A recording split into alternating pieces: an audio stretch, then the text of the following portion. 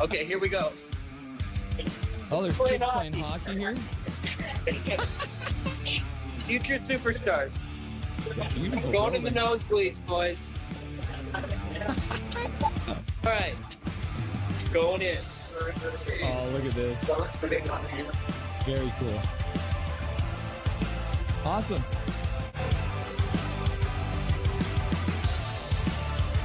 Very excited to have the one and only Laser from Hockey Shop in Langley. Welcome to the show, Laser. How you doing today? Fabulous. No slap shots. The Rangers score. Boo.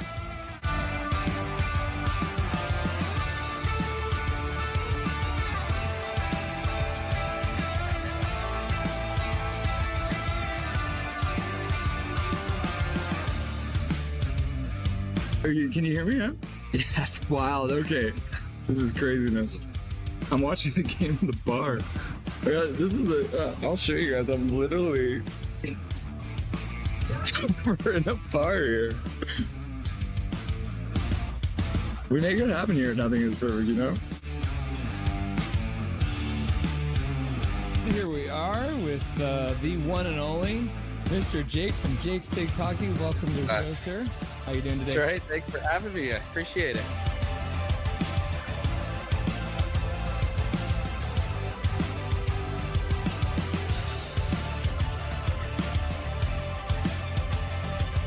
Russell is the best. He's the secret master of the universe. Yes. And he's come to this realm to set us free and deliver a cup to Vancouver, I think. Russell is a gift from the gods, I think. What do you want? You want to say hi to anyone on the stream? You want to say say shout out to anybody? Any advice, words of wisdom? We got 2-1 Canucks right now. Justin, who is he? There you go. Oh yeah, look at that nice ice getting all clean. There you go. Go Canucks, go! All right. Yeah, literally the back row, boys.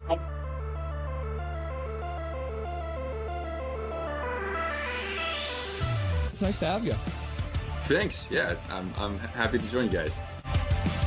Witten and Jordan from Canucks Uncensored. How you guys doing today? Awesome. We're good, Russell. Thanks so much for having us on.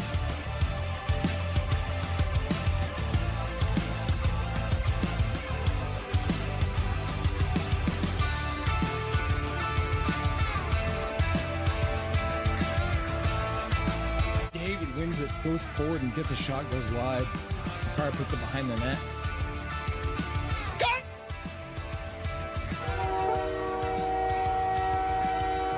Time! Oh, I just got lightheaded! 3-2, Canada wins. I scared the crap out of Dobby. Boys! Boys and girls! We did it! Canada wins! Binnington with some killer saves in overtime, and Connor McDavid, the man we were giving so much crap to through this whole game, wins the game! I'm so red in the face! Look at how red my face is! It's Canadian face! Oh, in Boston, boys! We win it in overtime!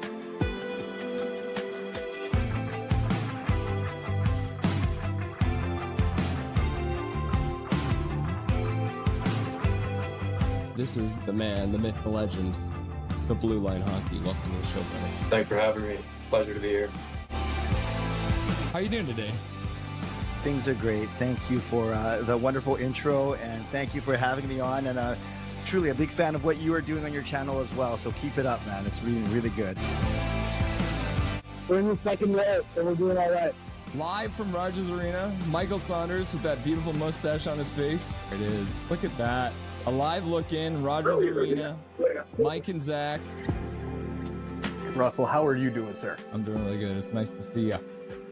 Great to see you. It's always fun popping into the streams every once in a while when I get a chance, and nice to finally be chatting with you. How are we? Guys, this is awesome. I'm excited to be here.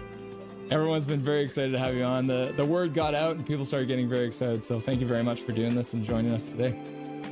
I appreciate you having me.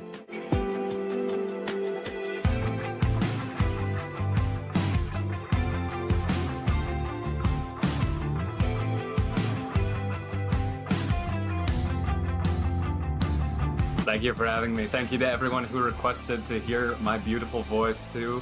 I appreciate that.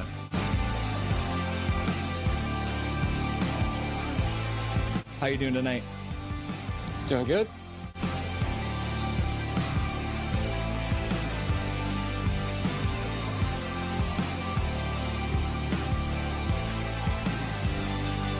Thank you very much for taking the time out of your very first hockey game to join the stream. Everyone was very excited to see you, and enjoy the rest of the game in the third period. Yeah, thank you so much. Bye-bye, guys.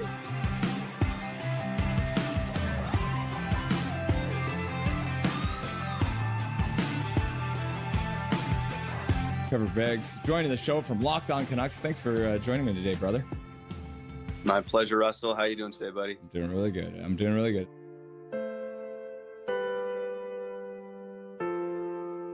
Hey, buddy. What an intro.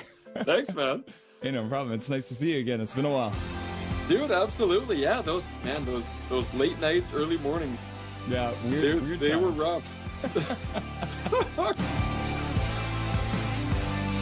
We are excited to welcome Dave Hall to the show. Welcome, my man. Hey, thanks for having me today. I'm excited to be on. Yeah. We're excited to welcome to the show Larry Fisher. Thanks for having me, Russell. Looking forward to talking lots of hockey.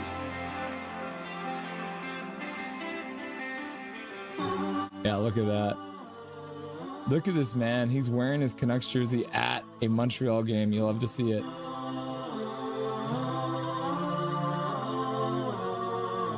He became a local legend by calling the Abbotsford Canucks Calder Cup run. We are very happy to welcome Brandon Astle to the show. How's it going, brother? Russell, I'm doing well. Thanks a lot for having me on. I'd like to introduce to Nothing is Perfect, Mr. Zach Nolan. Thank you so much for having me. Yeah, it's great to have you.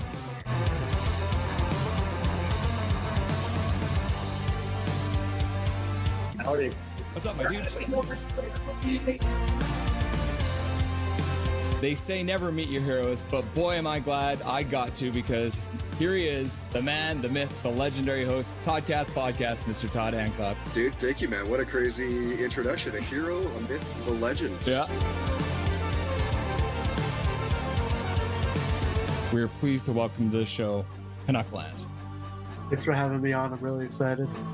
Passionate, realistic, honest. Rev Trev. Let's go. Let's get some passion going. There's some actual hockey playing.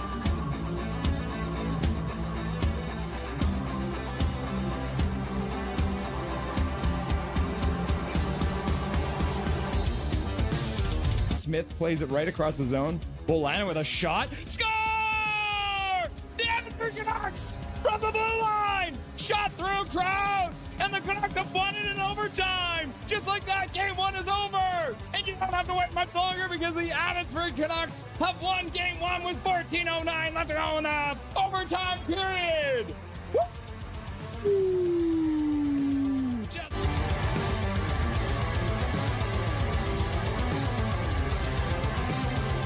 Charlotte wins the draw. They skate in. They take a shot towards the net. Goes high and wide. Comes around. In behind. Into the corner. And just like that, being resilient. Next man up. The Abbey Canucks, no doubt, never lost 2 games in a row in this Calder Cup Finals. And the Abbey Canucks are Calder Cup champions. Woo! Can you believe it?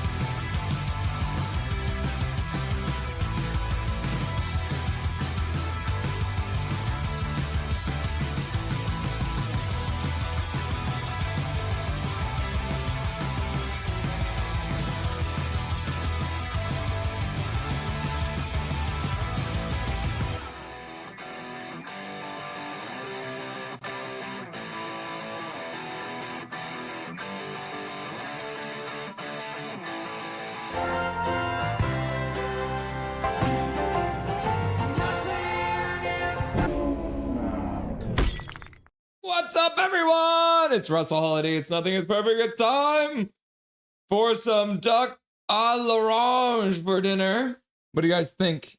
Who's had duck l'orange for dinner? I've never had it. Could be nice. But, I mean, last game I said it was the best lineup I've seen so far. This looks like an absolute grab bag shitstorm. Swear jar. Oh my God. Just wait till we go through the lines. All right. I'm Russell Holiday. This is Nothing is Perfect. And we are here to watch the Vancouver Canucks versus the Anaheim Ducks. Mighty Ducks if you're old like me. Because they were the Mighty Ducks at one point. They dropped the Mighty for some reason. I guess it was too cartoony for them or something. Either way, they're young, they're fun, so this should be an exciting game. These two teams have some fun hockey over the last couple of years, mainly because the Canucks have beaten them, but we'll see what happens. As mentioned right off the bat, I'll let you guys know, Dustin is at this game tonight for his birthday, since yesterday was his birthday. So he will not be on the show tonight. So instead, we've got other things to do. It's the first time in a long time. We're going to talk about a bunch of different stuff. Okay, let's just focus. Focus, Rusty, focus. All right. It's just me. It's me. I'm alone. I'm all alone with me and Dobby. And we've got Never Boring right here. So we're going to be reading that tonight. But let's talk about what we're going to do. Let's have a look at the lineup. So Canucks versus Ducks. We're going to start off by saying hello to all you beautiful people who are already here in chat, waiting for this game to get started. We're going to go through the stats that you want, but you don't really need. We're going to go through the Canucks starting lineup, which is an absolute shitstorm. There's no other way to put it. And since I talked about how good the lineup was last game, and now I'm talking smack about this one, they're probably going to play really well, aren't they? My God, Adam Fitt's such a moron. First intermission, Never Boring, the up and down history of the Vancouver Canucks by Ed Willis. So we're going to be reading a chapter, and there have been times when we've read this book, and it's just like, the chapters are long enough that I can't really get through a chapter in one period. So since we didn't have any guests tonight, I wanted to make sure that we had some time to read this. So first intermission, we're going to read part 1 of the chapter that is called What If the COVID Pandemic Was Just a Bad Dream? And then during the second intermission, we're going to finish it up. And this is a lie too. What is this? This is a lie. Open phones! So get your opinions ready, kids, because for the post-game show, since there is no Dustin, we're going to have open phones at the end. So you guys, right there, you're going to get the chance to come on to the show today. So make sure you have all your opinions, all of your takes, everything that you want to talk about ready to go for the open phones at the end of the show. So we'll do a post-game open phone since it's been a while. Yeah. All right, let's hop back to the bar. Let's talk about all the beautiful people who are in chat right now. I think Calvin99 Charlie showed up with a gifted membership, like even before the game got started. Calvin, you're getting wild out here. Thank you very much for your donation to Dobby's College Education Fund. I appreciate you. And it goes out to James Lewis 2341. So congratulations, James Lewis 2341. If you have not done it yet, make sure you do this. Below me, there's the join button. You're going to click on that join button. That'll bring you down to memberships. Click on the 3 dots right there. That'll bring you down to gift membership settings. Click on that. Bam. Allow gift memberships. Flip that switch. I'm about to sneeze. Woo! Gazoon tight. So yeah, if you haven't done it yet, make sure you turn on gifted memberships, because then when beautiful people like Calvin or Major or Hunter or whoever else is feeling like donating gifted memberships, you will be allowed to get gifted memberships. And all you got to do once more is go click on the join button below me. That'll bring you down to memberships. Click on the 3 dots besides that. That'll bring you down to gift membership settings. Then you're going to flip this switch and bam, the next time somebody gifts a membership, you could get one. So make sure you do that, all right? So thank you very much, Calvin. I appreciate you, my dude. One of our very first Nothing is Perfect members. I think he was number 2. He was literally number 2. It's crazy. All right, who else was here? Swervin was here earlier. He says, I won't be in chat too much because I'm going to the game with my wife. Lucky guy. Have fun with your wife. Connie McKenzie, Zach, Duncan's here. Bender Bears in the chat. Winning or losing. Are we both okay right now? So go Canucks. Go Canucks. I like that. says go Canucks. That's funny. There's me using all the monthly membership, or sorry, all the gifted. Speak words, Rusty. That's all the custom emojis. We got 20 custom emojis. Connor Gale also says, "Oui, Monsieur Holiday. The Ducks are on the menu, c'est sol." And I think I saw Calvin asking, "What the heck is Duck L'Orange?" This is Duck L'Orange. Doesn't that look tasty? Oh my God! Look at how tasty that looks. It is a French dish, and it's roast duck with a bigarde sauce. So I don't know. It looks pretty tasty. I've had ducks a couple times, but I've never had Duck L'Orange. So if the Canucks can win tonight, we can make some Duck L'Orange with the corpses of the Ducks. Was that too dark? No, it was just the right amount of darkness, wasn't it? There's Duncan. I had venison, but no duck. What's up, Big Mac? How's it going, my dude? Always good to have Big Mac in the chat. I post content showing my books to rock. Interesting. So you're trying to find some good music, eh? Hails to the King is the best Avenged Sevenfold. I love Avenged Sevenfold. They're so good. Disturbed is also a great rock band. Yep. I'm sad. In my fantasy team, I had Mitten on the bench with a goal and assist. I have Fartman on the roster with 4 blocks and 22 points and 3.8 points. Not good. There's Fangirl. What's up, Fangirl? How's it going? W. James, got it. Got a kitty too. Let's go! Trevor Linden, Trevor Linden, Trevor Linden, Trevor Linden, Trevor Linden, Trevor Linden. I'm rocking Elden Ring right now. Did an hour-long setup. Now I'm about to do all the bosses. Let's see how long it takes me if I can get them all by the end of the stream. That'd be cool. I haven't played Elden Ring in a long time. I just beat Margit and the Red Wolf. Now for Renala. Cal McKenzie. So Hedel is moving to the wing with Camp as the center. Foot's grab big approach will guarantee us a loss. Tank to evolve. Hey, everybody. It's game day, says Kayla. What's up? What's up, Kayla? Welcome. Elden Ring, Deadly Bro. Do you have Rage Comp yet? Big Mac, Big Mac, Big Mac. Laugh out loud. I heard the game is rage-inducing. Laugh out loud. Hi, Kayla. This is Fangirl. Hi, Kayla. This is Colin Whitehead. What's up, Colin Whitehead? I'm kind of a masochist, I guess. Fair enough. Guess Big Mac likes the pain, eh? What's the Sum 41 song? Painful pleasure. The devil stabs you in the back. Painful pleasure. That's a great song. I'm happy to be here in a friendly chat. Laugh out loud. What's up, Kayla? I know. I saw you. What chat did I see? Was that Sakaris and Price? Be a little scary in Sakaris and Price's chat. It's a pretty fun game once you get the hang of it. Cal McKenzie, interesting to see Ogren and Lekermacki can ignite something tonight. Give up all hope, ye who enter here. Yeah. Can you imagine? Duncan says, hey, fangirl. Colin says, yeah, tell me about it, Kayla. This chat beat the super negative Sakaris and Price chat. Look at that, Colin Whitehead. That's where it was. Me and Kayla and Colin Whitehead were hanging out on Wednesday, I think it was, right? Sorry. Russ doesn't want to jinx the game again by saying this looks like the best lineup by far. Oh, how that turned out. Laugh out loud. Yep. Counts like, happy birthday, Dusty. Rusty, Dusty, Rusty, Dusty. What's up, Tillo? How's it going, my dude? Nice to see you, Tillo. Evening. Wait, Sakaris and Price has talked to chat. Are we talking about them or the team? No, the chat. Hola, como estás?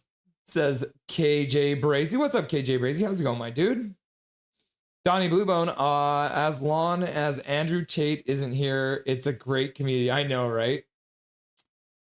That Russian troll, eh? We had to ban him again. I'm sure he'll be back eventually. That's not the first time he's been here. KJ, says Calvin 99 Charlie. Salutations all, says KJ Brazy. Happy birthday, Dustin! And Calvin's like, fusion! Apparently I have no fusion in my mouth tonight. Calvin, think I would rather is Petey, Lekermacki, Ogren on the top line instead of the lines we have tonight. Yes, I agree.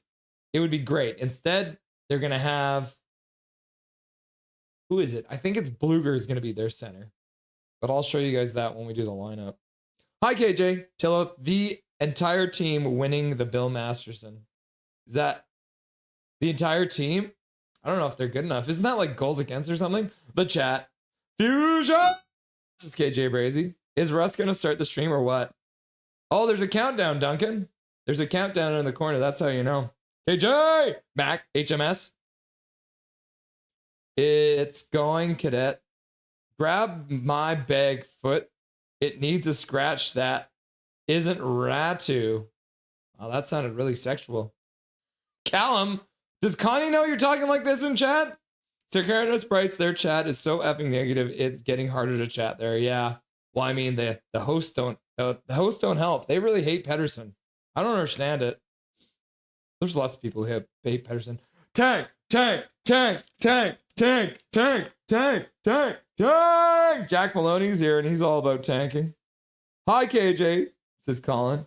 Muy bueno. Bueno y usted, says Callum McKenzie. I don't know what that means. What language is that? In what way, Colin, bad talk about them or just the team? The team, just about the team. I can't stand them much. I only listen when nothing else is happening. Yeah, mostly Petey. Yep. Bless you. Thank you, Connie. I appreciate that. My sneezes are very violent. A lot of Segmina in the Sakaris and Price comment section. Segmina, are you here?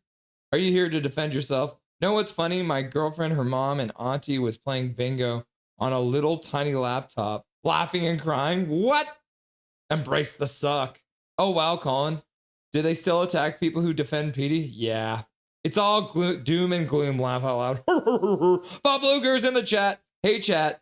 Get some provisions and some water. This tank is going to get sweaty tonight. Yep, I can imagine that. Yeah, I'm drinking coffee at 6:52. It's probably a bad idea, but here we are. Had to work my stupid day job today. Yes, laugh out loud. Hi, Bob, says Fangirl. Yikes, Kayla. That's not nice of them. All curled up by a little laptop. Looks so funny. Just like shoulder to shoulder, hey, laugh out loud. Donnie Bluebone. Whoa. What's up, Donnie Bluebone? Nice to see you. We should add a McKenna or Stenberg emoji. I wish. We've maxed out on emojis. Isn't that crazy? 20 emojis. They won't let me create more, so we might have to, maybe we'll have to change some of the current ones up. We'll get some rotations. Bob Bluger's like Trevor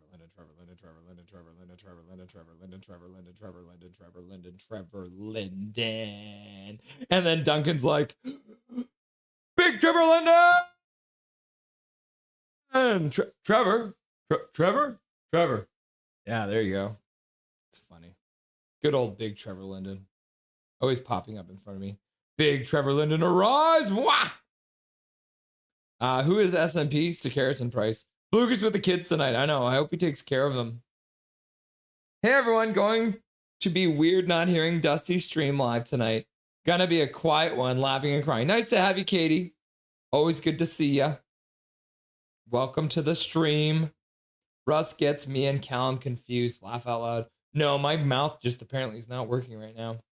I gotta do some vocal warm-ups. Baraga. Mana inga. The penguin took a walk to the zoo. Jack Maloney and watching McKenna highlights, yeah. And then Derek Wangs and he's like, I say la la la la la la la la la la la la la la la. Baby Dobby doot doot doot doot doot, baby Dobby doot doot doot doot, baby Dobby doot doot doot doot, baby Dobby. Oh, nice to swerve, Katie to swerving. Hello, fellow masochists. Here for your beating. Yep. Tilla, what's a Dutch bros? Dutch bros. I don't know. Katy Perry emoji. Make it happen. Hello, fellow Monster White Addicts Anonymous. Monster White Addicts Anonymous. Is that something about like getting beaten and liking it? Russ, I am drinking a Celsius right now, and I am in the same boat, brother. Fair enough, Colin. I feel that. Remove the She Loves one, Russ. He isn't on the team anymore. Clear the spot for another custom one. Oh, But he's in every video. That's the thing. I still use him because he says nothing is perfect. Janice is here. I predict the Oilers will win the Stanley Cup with not once in a regular, in probably playoffs, win 3 games in a row.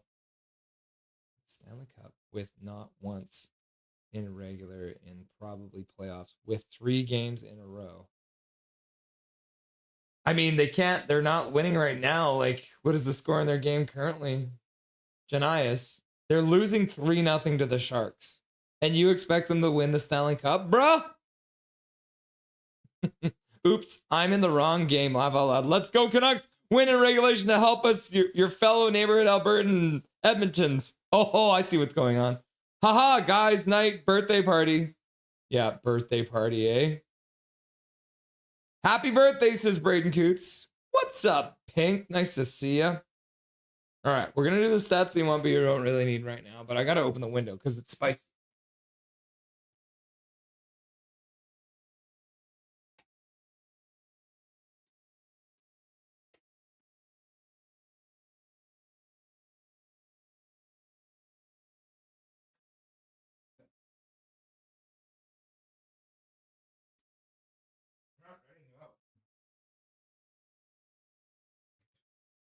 Okay. Stats that you want, but you don't really need. Canucks on Thursday. They've done it 622 times. They're 261, 292, and 69, dude. They better not lose in overtime. That'd be dumb. At home ice, they're 242 games played, 121, 91, and 30. So that means they are 30 games above 500 at home. And they are 30 games below 500 overall. So that means they are 60 games below 500 on the road on Thursday. It is not a good day for the Canucks. But we are playing at home, so we'll consider it a good stat. Playing on January the 29th, they've done it 17 times. They're 7-7-3, which sounds good, but on home ice, they've played 12 games. They're 4-6-2. So they got to win tonight to try and get 1 game below 500. Canucks versus Ducks, they've played 128 times in their histories. The Canucks are 62, 50, and 16 against the Ducks. On home ice, they're 6 games above 500. They're 33, 27, and 5. And then playing in Anaheim, they're 29, 23, and 11. So they're actually better. Oh, no, they're the same. They're about 6 games above 500, both home and away. So that's a good stat. So we got good stat, bad stat. In the last 10 games, the Canucks are 9-1 against the Ducks. That's crazy. 34 goals for, 21 against. So it has not been good for the Ducks lately against the Canucks. Hey, Dobby. Hi. Can you not lick the vacuum, bro? Can you maybe just lay down? Would that be a good idea? Lay down. He's licking the vacuum, guys. I don't know what to tell you. The Canucks have never played the Ducks on January the 29th. So this is the first time. And then the Canucks versus the Ducks on Thursday. They're 5-7-3, which is not great. But if they win tonight in their 13th game on home ice against the Ducks on a Thursday, they can pull to within 500. So there is that. So maybe. We'll see. Canucks scoring leaders. EP40 has it all. He's got 7 goals, 14 assists, 21 points in 14 games. He's 1.5 points a game against the Ducks in his career. On Thursday, Andrei Kuzmenko had a hat trick. And I'll show you guys this. So I'm going to pull this up. This is the game that Kuzmenko got 3 goals. The Canucks beat the Ducks 8-5 in 2022. And Kuzmenko gets a hat trick. And Pettersson had 5 points. Isn't that wild? Pettersson had 5 points against the Ducks in this game. So what an absolutely wild game that was. I miss Kuzi. Henrik Sedin had 7 assists on Thursdays and 10 points overall in 11 games against the Ducks. All time against the Ducks, it is Marcus Naslund. He does show up from time to time, Mr. Nazi 19. You love to see it. One of the greatest captains of all time, getting BX drunk, as we read. And then Henrik Sedin has 36 assists, and Naslund has a point per game against the Ducks in his career. 46 points in 46 games for our former captain. Troy Terry. He's got 6 goals, 14 assists, and 20 points in 21 games. So he is the current leader. And then it's Getzlav. So there's not a lot of variety here.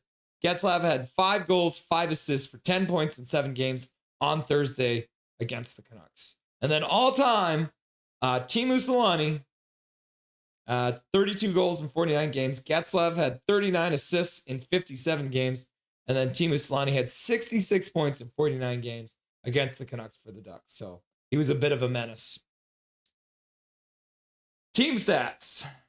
Cutter Gauthier, former Philadelphia Flyers, 7 points in his last 5 games. He's got 3 goals and 4 assists. Jake DeBrusk leads the team in the last 5 games. So let's put him on the 4th line. That's another sneak preview. Jake DeBrusk is on the 4th line. Evander Kane has the most goals for the Canucks in the last 5 games with 2. And Jake DeBrusk has 4 assists. The last time these two teams played, it was a 5-4 victory for the Canucks all the way back in November.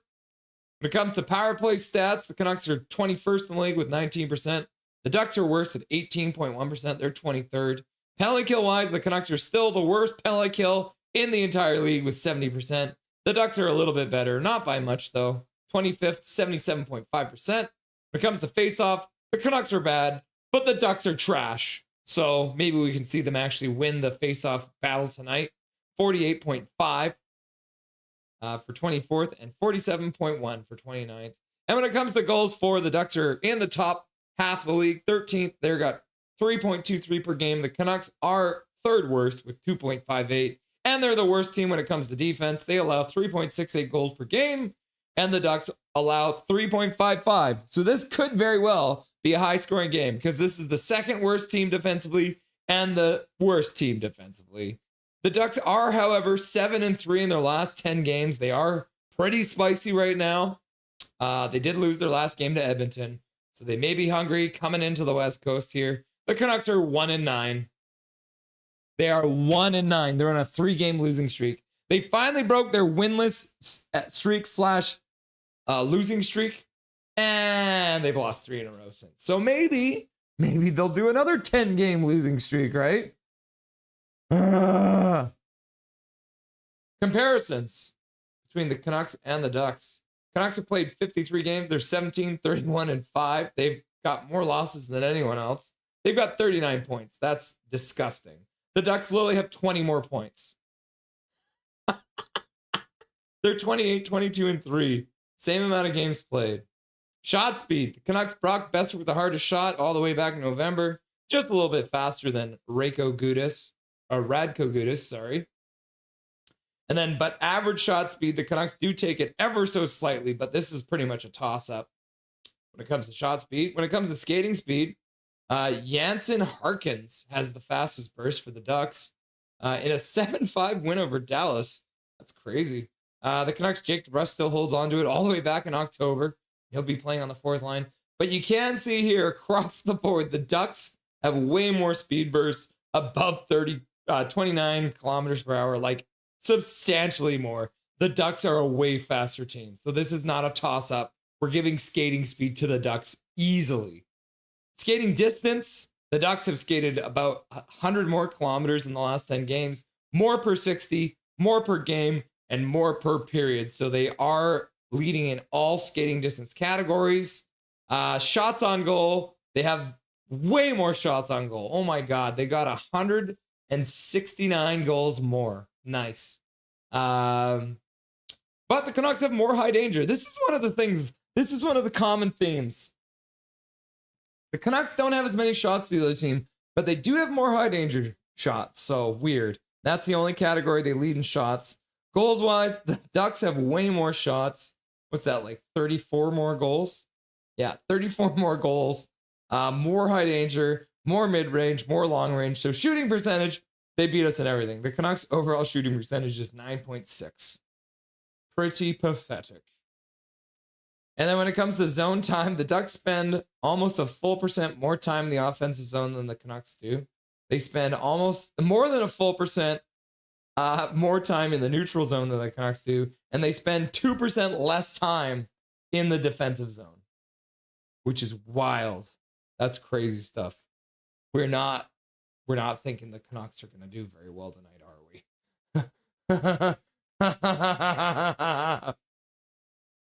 I'm not losing it. You're losing it. Back to the bar.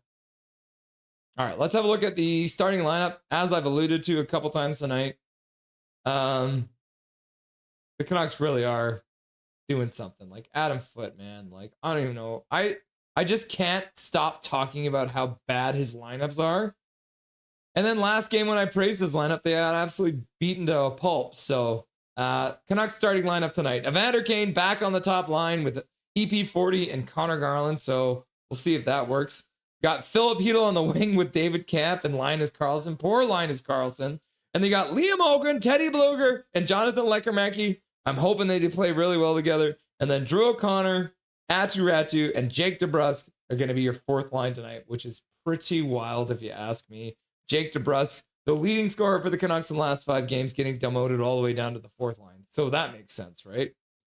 When it comes to the defensive pairs, they were a little bit worried because I don't think Hronek was at the pregame skate today. So let's have a look at the defensive pairs. But he is in the back of the lineup. So it is EP25 with Phil Hronek. It's going to be Pierre-Olivier Joseph with Tyler Myers. That is going to be chaos. Oh my God. It's going to be Marcus Pettersson and Tom Wielander. So Victorio Mancini is in the press box. And Nikita Tolopilo gets the start tonight. Yeah, that's right. Mancini's sitting in the box. They got P.O. Joseph out and Mancini's sitting in the box. Don't get angry, Russ. Don't get angry. There's no point getting angry. We want to lose. We want to lose. We want to lose. Oh, man. Brett McKenzie. Or what about a third overall? Yeah, Brett McKenzie. I think we're on the same page. The Canucks are going to fall, aren't they? Colin Whitehead, Braden Coots, Stenberg is still better fit for this team. He is all ceiling.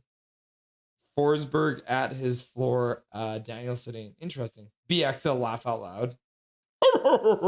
Did anyone watch the Canucks response to Besser getting tanked? Unforgivable. Yeah, there was no response. This is how Hronek reacted to it.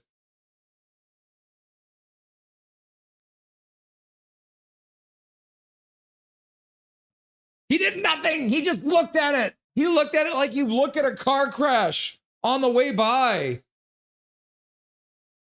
No, I can't believe it. It was such a pathetic response. And then Dustin said it best.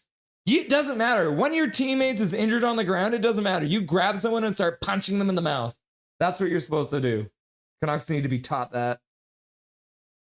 Swear jar, swear jar, swear jar, swear jar. I don't think they had to warn the family. Starts at the top. Yeah, Segmina, that's true. What about the first overall center guy?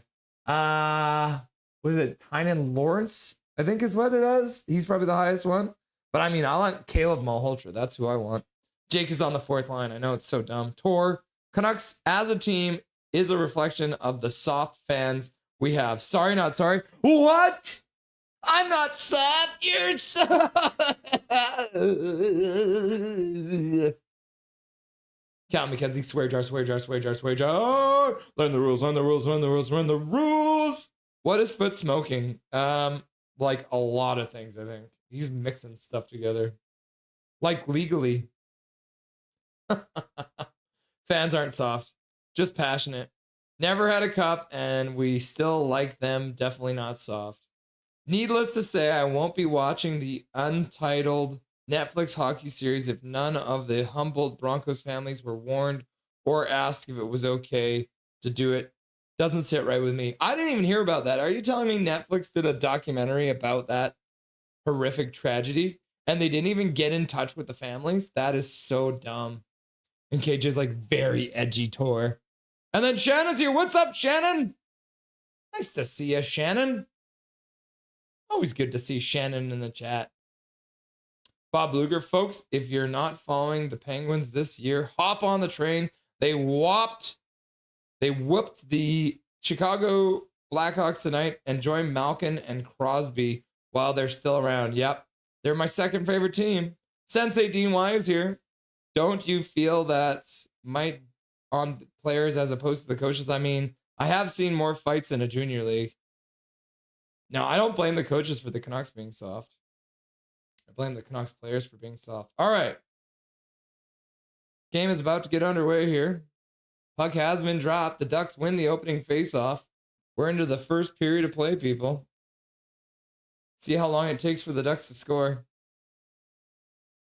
Turn some volume up. I got Shorty on the call tonight, so I don't have to worry about it being trash. All right, let's do a poll question too.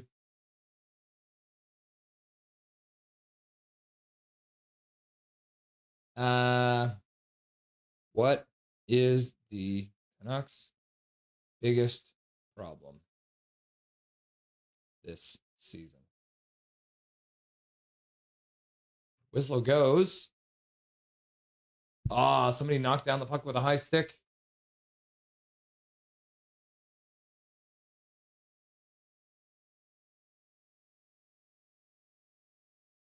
Does Connor Garland do the thing where he has to be the last guy on the ice? That's so funny.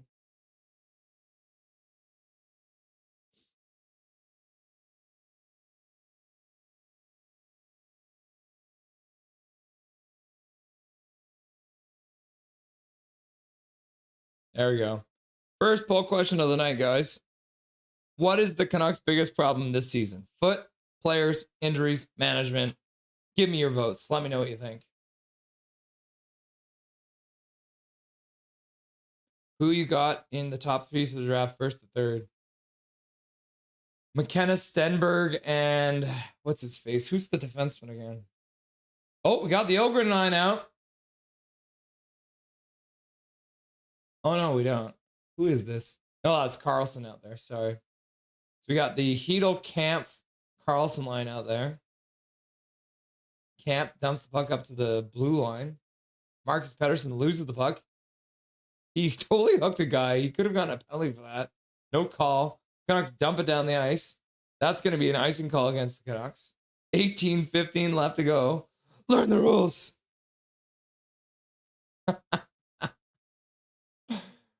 Brett, my top three is Stenberg, McKenna, Verhoff. You're going to go Stenberg above. Oh, interesting. Yeah, the lineup is gross, isn't it? Laugh out loud. Learn the rules, Canucks. We're not baking cakes. We're playing hockey. I didn't realize how close Science World is to Rogers Arena. Yeah, they're just across the English Bay from it. Ducks come in, shot from the sharp angle. Tolopilo makes the first save of the game. Puck gets chopped up the boards, past Hedel. Canucks will start to change after our icing call. Puck into the Canucks zone. Tolopilo comes out. Vilander beats him to the puck. That was an awkward exchange there. Puck into the corner. Vilander tries to get to it, but the puck comes back to the blue line. Shot to the front of the net. Tolopilo makes a save. Puck gets kicked to the side by the Canucks. Is that DeBrusque? This is chaos out here. I don't think the Canucks have gotten out of their own end yet. There's the Ratu line out. Puck chopped out of their zone by the Ducks. Ratu plays it up the boards. Canucks will dump it in from center. Dostal will stop it there. He almost gives it away to Drew O'Connor, who was in on the forecheck. Ducks get it out to the neutral zone. They'll skate it over the Canucks blue line, dropping the puck. Shot goes wide off the end boards around to the near side. The Ducks play it into the slot. Turning back up the sideboards, firing it across the zone to the far sideboards. Ratu grabs his man and tries to check him, but the Ducks will put it back to the blue line. Good work there by Drew O'Connor to poke the puck out to the neutral zone. And he'll follow that Ducks player all the way back into his own zone. Helson dumps it in. Got DPD passing the puck across the zone. Nice play to Pettersson in stride. He tries to get around a man, but gets stripped. And then Connor Garland brings the puck in offside. The whistle goes. Faceoff will be outside the Ducks line. Hedel is a safer on the wing. He might be. I don't know if he's safe anywhere. I'm stoked Hedel is on the wing. He is not a center. He definitely was not being trusted. They literally had a power play unit last game where Kane and Hedel were both out there and they made Kane take the faceoffs. So you know how much they trust him. I can't cheer on another team in the same league. My rule. Fair enough. Yeah, who's the genius that designed the Lunar New Year logo? I don't know. They were talking about it before the game, but I wasn't paying attention. So far, the doctor said that it is cognitive heart failure. Oh no, Shannon. Canucks 1,000% says KZ Brazy. Good rule, HMS. Yikes, Shannon. Yeah, that's scary.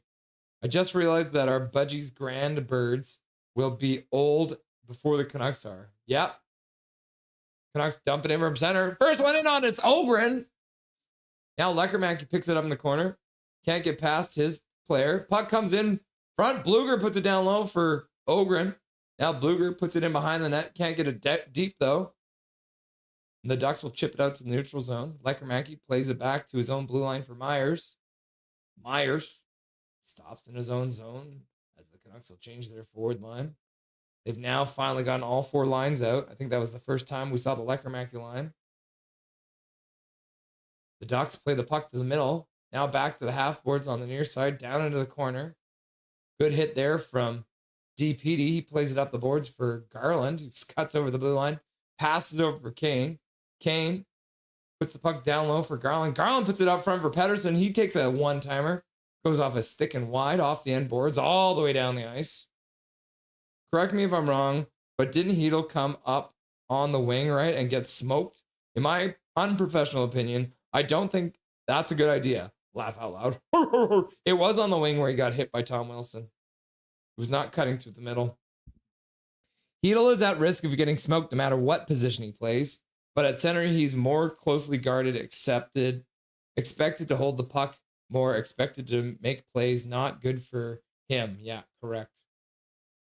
Let him burn up the wing for zone entries and breakaways. Yeah, it's not a bad idea. So I was talking about Sasson should be on the wing too. Carlson put the puck deep. Hedl skates on it. He puts it up front for Camp, who shoots it. That one gets blocked. Then he passes over Carlson. Carlson swung at it, but couldn't make contact. Carlson took the puck away from one of the Ducks, but then lost it. Now Hedl in his own zone. Passes back for Hronek. Passes across for DPD, who puts it back for Hronek. Hronek passes up for Ratu, who tips it in. Canucks Ratu line is out there. The Ducks pick it up at the Canucks blue line, dumping it back into the slot, cutting towards the front of the net. They end up going behind the net, all the way around the whole zone. Look at him. He does a full loop and then gives the puck away. His coach won't like that, as Killorn just gave the puck back to the Canucks. It should be noted that Hoglander's hurt too, guys. He's not playing tonight because he's hurt again. DeBrus did not see the puck coming to him and couldn't get it out. Now the Ducks will take a shot. And that one deflects behind the net. Canucks played up the boards. Kept in there by Gudis. And in the corner, DeBrus plays it. Oh, no. Oh, Bouillem's not in too. Oh, yeah, Bouillem's hurt. DeBrus too slow to make a shot. Canucks are stuck on one. P.O. Joseph is out now. He passes up for Bluger. Bluger turns back. Passes across to the far side. Puck gets chopped towards Dostal, but doesn't get to him. And the Ducks will flip it out to center. And they're going to call that an offside against the Ducks. 12:40 left. I didn't even start the clock. My God, I've been sitting here yammering. They played for like 4 minutes. I didn't even turn the clock on. Oh, whoopsies.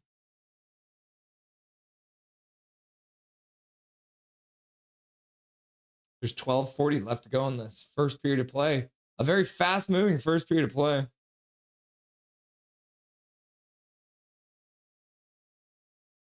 There we go. I thought I pushed the button. I didn't. Dijon Mustard with the mail-in vote for the poll. He's crying and laughing. I believe Evan Thompson's dad has spoken out about this Netflix series. E, all of the above. Vinny Song in the house. Does Philip Hronek gonna score today? I mean, he scored last game. It's very possible. Oh, Russ Aqua isn't an option. No, because I was very specific about just this season. He's a bigger problem. Tomorrow, it's due to be cold Too mild. Interesting. So you can actually wear some shorts, eh, Duncan? Casket Brain's here and he's like, too evil, too evil, too evil. All the above. Dijon mustard, coconut. Oh! Russ, how about a practice facility? Yeah. That's the problem with the poll question. I can only do 4 options. Parago Pro, you guys are awesome. Sorry I can't make it tonight. Was great to run into Swervin and his better half. Enjoy the game, everyone. See you Saturday! Kayla's like, Zachary, I see you already commented on the Saturday chat. Yeah. I'm gonna have TSI Mike on the show. Isildur seems to be a fictional bus crash. Multiple C's seem to be reminiscent of the Broncos crash. Plus, the show is based in Minnesota, filmed in Canada. Wow. Humongous says, Habs are soft. Hab fans are soft. I have synced the video feed to Russ's play-by-play. Perfect setup. Very cool, Bob Bluger. That's very cool. Look at you go. That's why we got the clock. And if I actually start it properly, then you guys can do that. Hi, Dustin, says Fangirl. Zach, you know this is a Canucks channel, right? No one cares about the Leafs. We got all kinds of fans in here, Colin.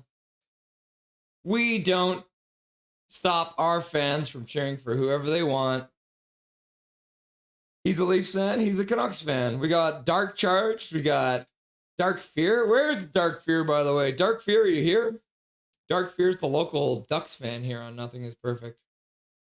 We accept all hockey fans with open arms. As long as you're respectful, then you can hang out.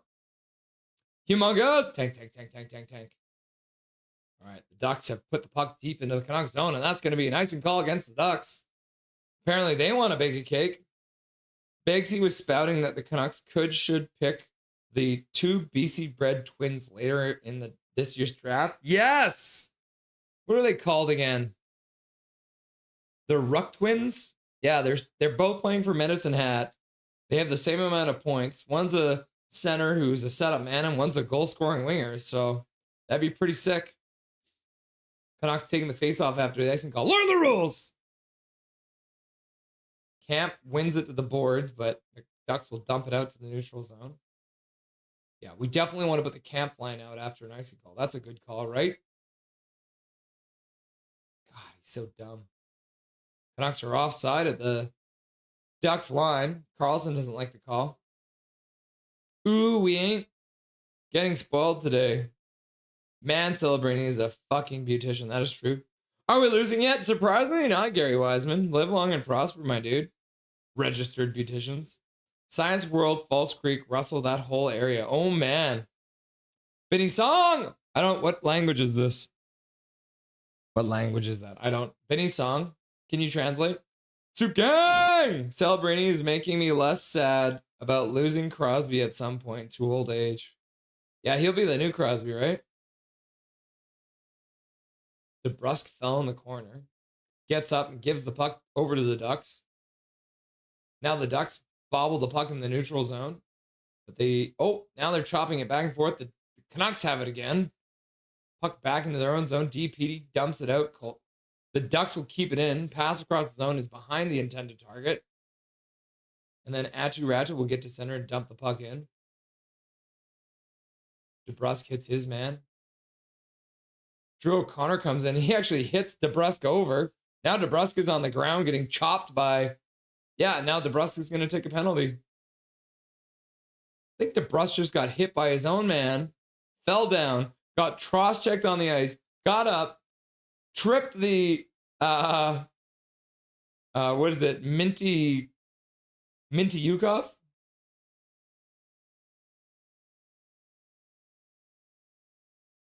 Yeah, that's crazy. Number 98, Jake DeBrusque. Taking a penalty in the offensive zone. Who are you? Evander Kane? What is Bannock? Bannock is a tasty treat. That's what Bannock is. Serve it with some like fresh raspberry jam or blackberry jam. All right, play is underway. Canucks will win the faceoff and dump it all the way down the ice.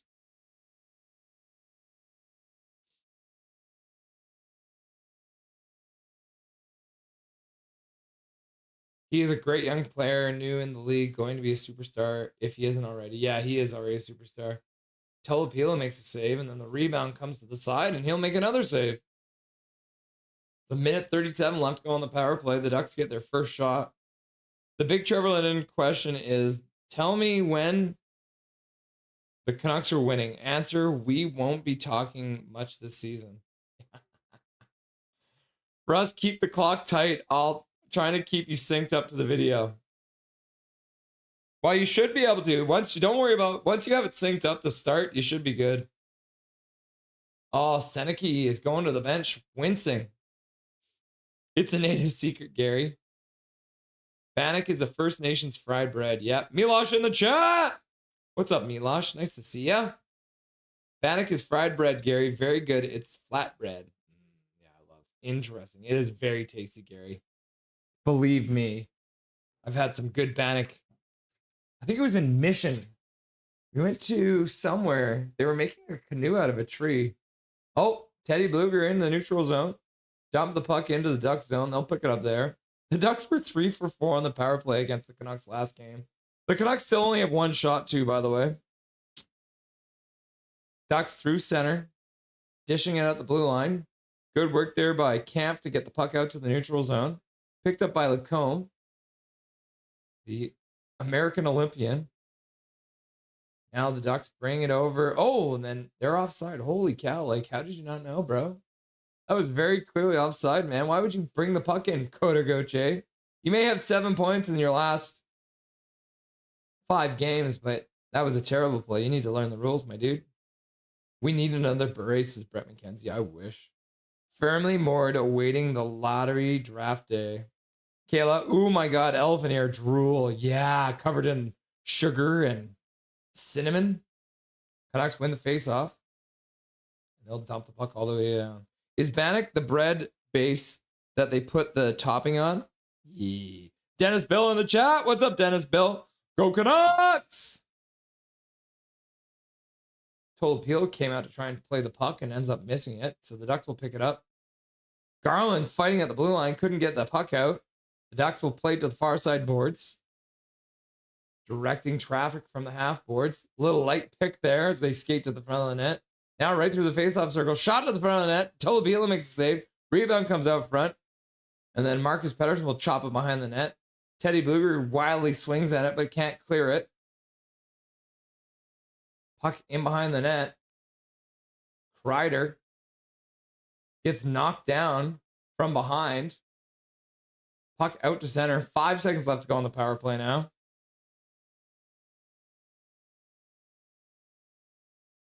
Puck out to center. Oh, Jake DeBrusk coming out of the penalty box almost jumped on that puck in the neutral zone. But the Ducks will take control. 6 shots now for the Ducks.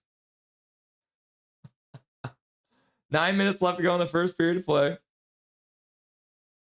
If Nathan Hawkins grows a Canadian accent in this book, I will die a happy man. Don't you know? We need to get more focused on a proper tank. Major! What's up, Major? Nice to see you. Always good to have you in chat. Thank you very much for the $2 dono to Dobby's College Education Fund. Hedel loses the puck just inside the blue line. The puck is dumped into the Canucks zone. P.O. Joseph plays it to the side for... Is that Violander with him? Now pass out to the neutral zone for Hedel. He's battling just inside and loses the puck once again. Hedel might be soft, guys. Got EP40's line coming out now. Looks like Jake DeBrusk is out with Petey. Ooh, I think probably because Garland was penalty killing. They've changed up the lines. Thank you very much, Major. I appreciate you. Good evening, Sergeant Major. I am still a cadet. PFC. I didn't rank up on yesterday because I'm failing Italian and math. Bro, you're taking Italian? Priorities, focus, dedication, tank, tank, tank, tank. WWWW. Let's have Dobberton! Dusty must be livid, yeah. Canucks have iced the puck. Learn the rules! Hey, y'all. Kirk is here. Sure, live long and prosper. Look at, I'm drinking out of a mug that has your ship on it, James. Isn't that cool? Look at that. It's a beautiful mug, right? But the coffee's almost gone now. Canucks will clear the puck down the ice after the icing call. Not enough for icing. Lacombe will pick it up behind his net. It starts out. Pass through the neutral zone. Speed. Right through the slot. Passing to himself. Right through his own leg. What a beautiful play. Plays the puck out front. Tolopilo knocks it away, and the Canucks will start skating out over their own blue line. O'Connor plays it across for Lekermacki. We've got Lekermacki, O'Connor, and Ratu out there now together, so they've already blended the lines. God damn, we're not through the first period. I thought we'd at least get to the second period before he threw the grab bag in a blender. Oh my God, this is insanity. Adam Foote's such a moron. Hi, James. Ahoy, mateys. Big W. I'm taking geometry. I love geometry. I love math in general. Canucks still stuck on one shot.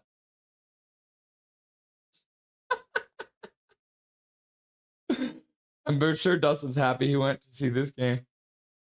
Dobby. Now the Ducks have iced the puck. Hey, Dobby. Come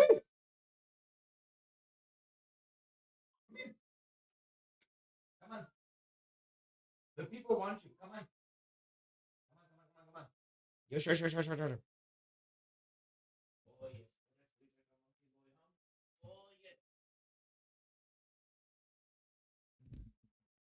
Oh, yes. Here is your boy. What a sweet little monkey you are, huh? Sometimes I just chew on him a bit. All right. Canucks lose the face off. Oh, yes. He loves me. Look at this. Oh, he does. Oh, you little deviant. Why are you licking my shoulder? That's kind of weird, bro. Oh, that's weird, huh? Okay. I do love you too. Canucks start out flipping the puck in the neutral zone, intercepted by the Ducks. They'll knock it back in the neutral zone and skate over the blue line with speed, dropping it in the high slot, turning on the half board, back to the blue line. One timer doesn't work. Off the broken stick, I guess. And Reiko Gudas, no stick, kicks the puck over for Zellweger, and he'll start out over his own blue line, passes to the side. Ducks will get it just over the Canucks blue line, skating through DPD, back up to the blue line. Shot to the front of that one's blocked. Shot in front, and the puck comes out front. And then we got Veal coming in and chopping Tolopilo. O'Connor's not having any part of that. Yeah, that was a late chop. Oh yeah, shit, sorry. Oh, he is so sleepy. Can you see it? He might fall asleep right here.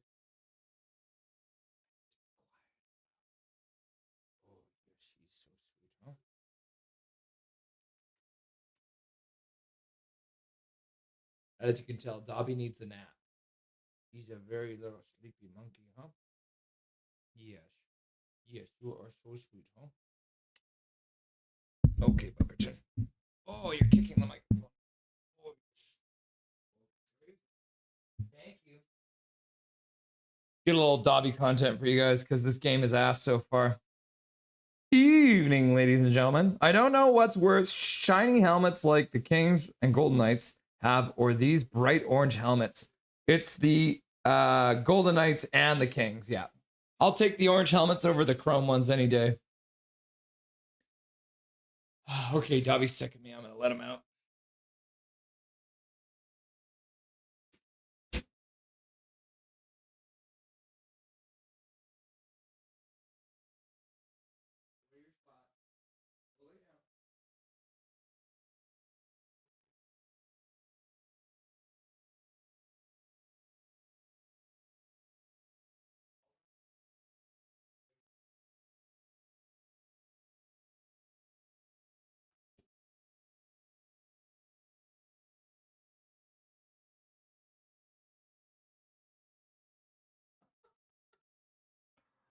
Oh, yeah. Could you believe it? Dobby was so sleepy. He just wants to have a little nap.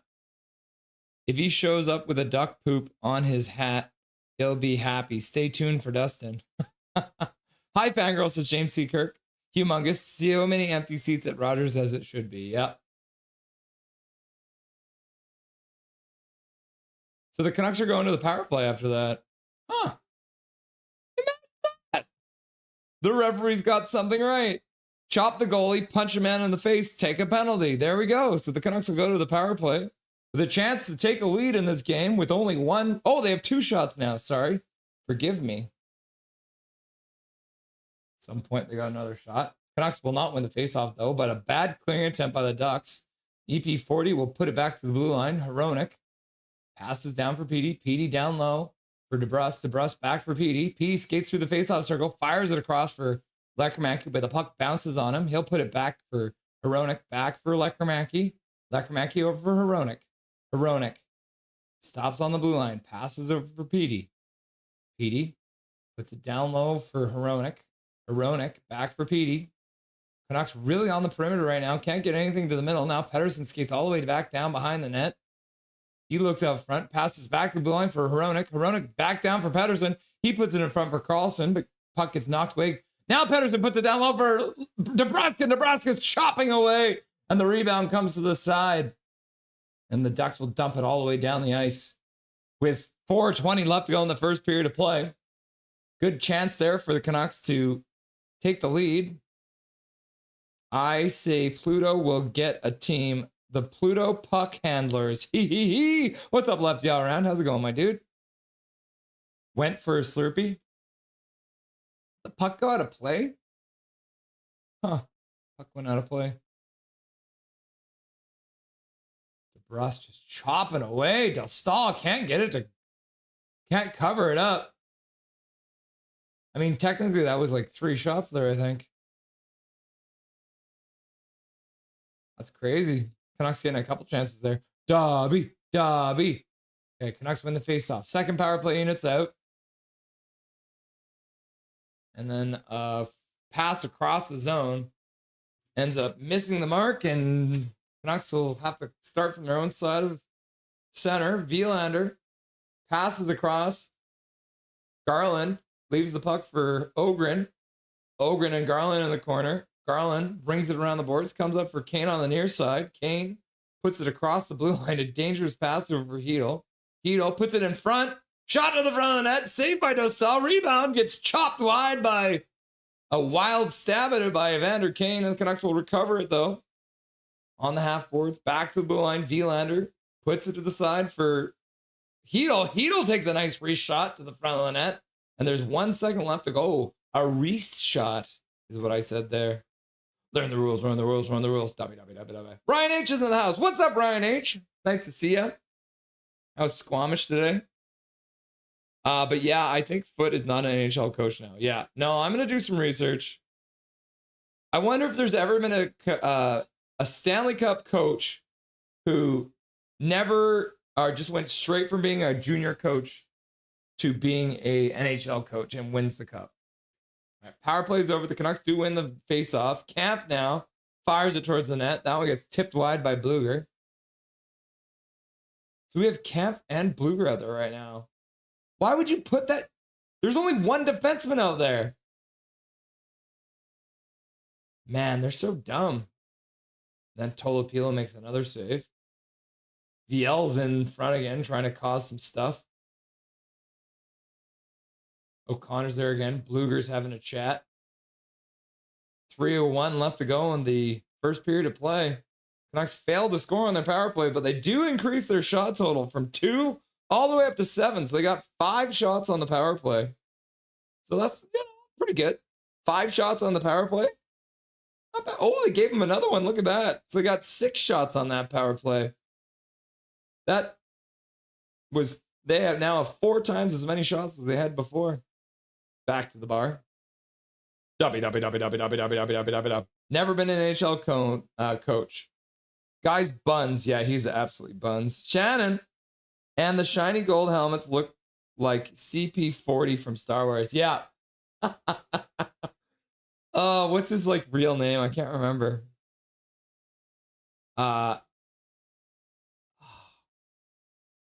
C3PO. That's what it is. C3PO.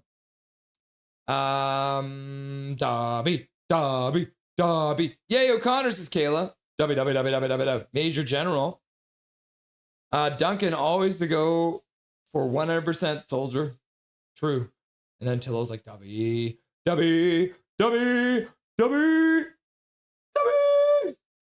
Isildur, Sykes was my buzz with a good teacher. Oh, physics. Yeah. With a good teacher, 1 year, best grade of all in junior high school there. We moved. I loved physics. That was like one of my favorite subjects. I like math. Math is cool. Wave! Too good.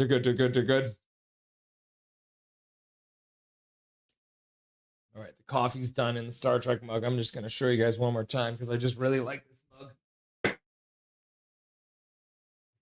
Different than what I've usually drink out of. I'm going to try to do my homework. Nice to see O'Connor backs his team up. Yeah. I'll be back in a while. Good luck with the homework, my dude. Baby dobby do baby dobby do. What's homework? I never did it either. Casket Brain, remember the Canucks yellow helmets from the early 80s? Yes. They should wear them again, just with their normal ones. Dow, peace, Dow, eggplant, United States, eggplant. We need some guys with some grits, KJ Brazy. That is absolutely true. All right, face off in the Canucks zones. Camp will come in to take it. Camp kicks it to the side, and it ends up right in a total appeal. Oh my gosh. That was scary. PP time. Yeah, and they didn't score. Guys, Coots will bring us the cup. I hope so. Homework is a type of dog food. Yes, Gary, that is true. That's why dogs are always eating it, right? We have Bluger and Kampf out there on the same line. Again, Adam Foote's a fucking moron. Applied head to work. Okay, cadets, steady hearts, says Coach Rob Willie. What's up, Coach Rob Willie? Nice to see you, my guy. Always good to have Coach Rob Willie in here. How's the night going, my dude? Some real grit grinders. Hi, Gary, says Braden.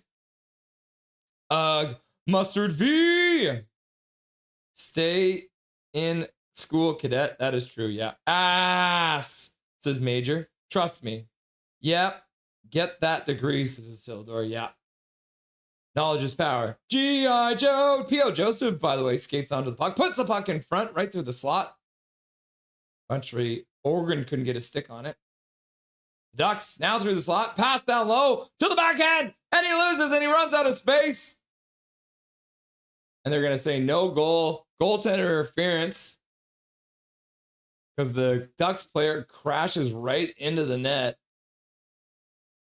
Poling goes right over top of Tolopilo. The puck did go in the net, but they're going to call it off. Is this a good call? Yeah, that is a good call. Yeah, that's a full-on penalty. Tolopilo gets absolutely smoked. Oh my God, in his right knee too. Took one right to the head. I hope they don't. Oh man. What was Poling doing? What an idiot. So the Canucks will go to the power play. Poling in the box. Tolopilo's back up. Canucks had 5 shots on their last power play. So we'll get another one here. 2:01 left to go in the period. So they will have a power play all the way to the end of the period unless they score. And let's start the second power play unit for some damn reason. My God, they are so stupid. Hedel does win the draw. Kane plays pass with Vilander. Vilander keeps it in. Oh, no, apparently he did not keep it in. I'm sorry I lied. I'm sorry I lied to you. Puck bounced on Vilander at the point. Couldn't keep it in. Join the party. Now we need blue chrome. They did that once and it was horrific. They did that once and it was terrible. They got mocked so hard. I think they sold all the helmets for charity though, so that was the only good thing that came from that. Puck gets dumped all the way down the ice. Tolopilo comes out, plays it over for Vilander. He'll start out through the slot, passes up. Canucks pass at the blue line for Kane. Kane falls inside the blue line, gets it over for Hedel. Hedel plays it down low. Back up for Kane on the blue line. Now Wielander plays it to the side. Into the front. Hedel put a pass there and shot towards the front of the net. Puck down low, far side. Hedel back to the blue line for Wielander. Wielander throws it across the blue line for Kane. Kane fires it towards the net. That one deflects wide. Puck gets chopped down the ice on the rebound. Canucks have to start from their own end. Since the Canucks are failing to put money for Dobby food, Dobby, go and get more of your favorite treats from me and Coach Rob and Charlie. Thank you very much, Shannon.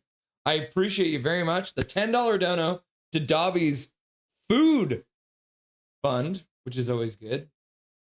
I appreciate you, Shannon. That's very, very nice of you to donate. I appreciate you.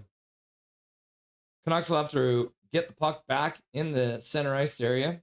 Lekermacki plays it back for Hronek. Hronek over center. He'll dump the puck in. Dostal couldn't stop it behind his net. Gudis tracks the puck down in the corner and he'll whip it all the way down the ice. Tolopilo comes out and he'll stop it. Thank you very much, Shannon, Coach Rob, and Charlie. We appreciate you. Dennis Bill, go Knuckleheads, 100% flex. Maybe that'll help. Don't say it, says Connie McKenzie. Let's go, says Zach. And that's the end of the period. My goodness gracious.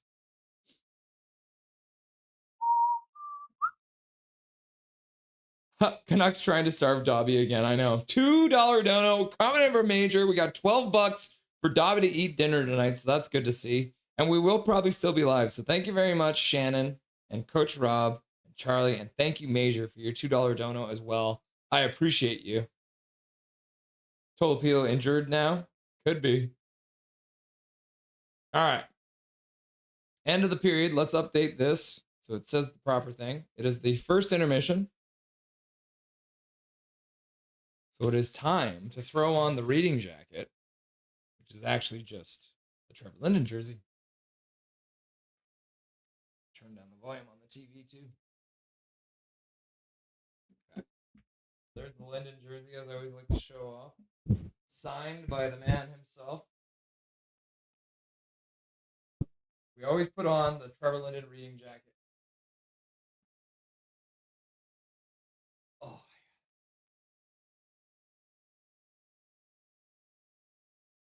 Oh, Russ, I was kidding about the Leafs, but just moshing Zach. Okay, that's nice. The $5 dono. Thank you very much, Colin Whitehead, for the $5 dono. I appreciate you, my guy. That's awesome. I appreciate you straightening me out, too. Donating to Dobby's College Education Fund. All right. Got the book, guys? I'll meet you over at the fireplace room, all right? I'll be right back.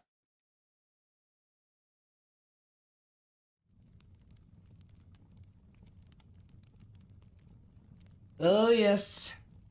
The beautiful fireplace is a good place to read. Never boring. The up and down history of the Vancouver Canucks. Got my signed Trevor Linden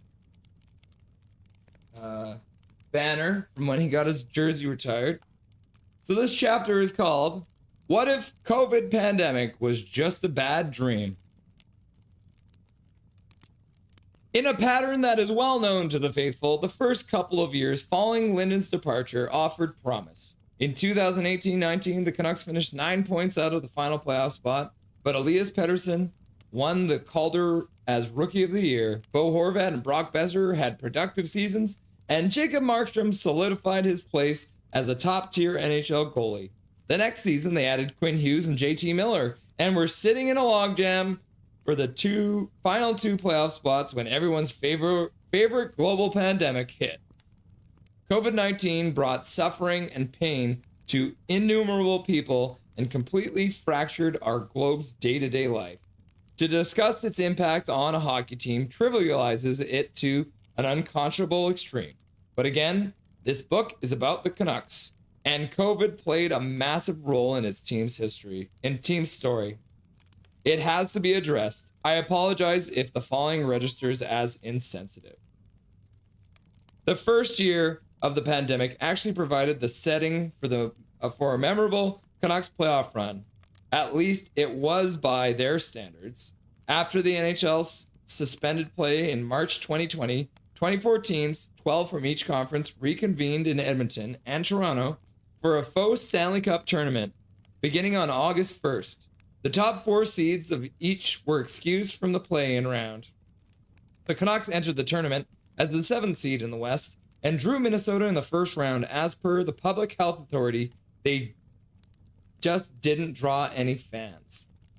It's hard to describe the atmosphere in and around Rogers Place for the bubble tournament.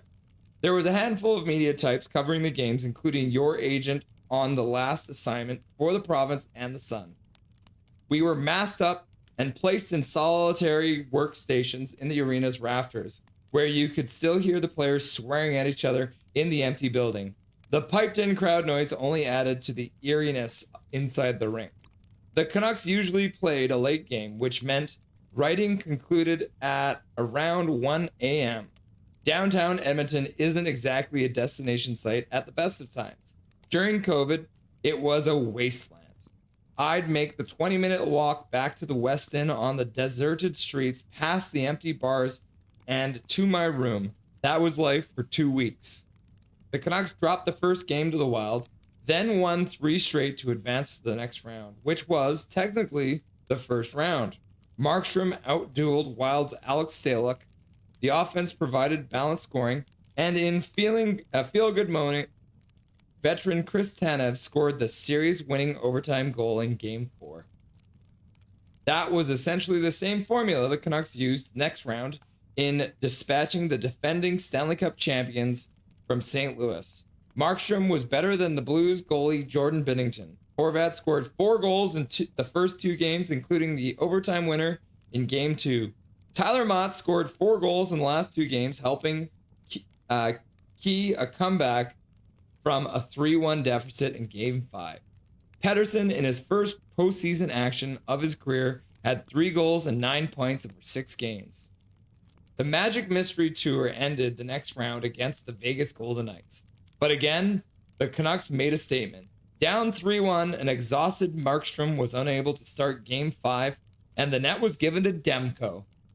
He responded with a 42-save performance in a 2-1 Canucks win, then backed it up with a stunning 48-save, 4-0 shutout win in Game 6. In Game 7, played on September 4th, he had his team in a 0-0 tie with just over 6 minutes left in the third period when he was beaten by Shea Theodore's seeing eye wrist shot. The Golden Knights tackled on 2 empty netters. Over the final 3 games, Demko only allowed 2 goals on 125 shots for a surreal .985 save percentage. We surprised a lot of people that year, Travis Green said 3 years later. There were so many positive things to come out of that tournament. We really liked the direction our team was headed. Unfortunately, that sense of optimism only lasted 3 months. With cross-border travel bans in place, along with testing protocols and crowd restrictions, the game was turned inside out for 2021. The NHL tried its best to salvage some semblance of the season.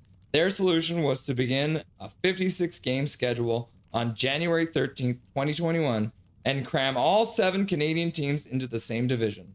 The Canadian teams played behind closed doors. The policy of Americans varied from team to team.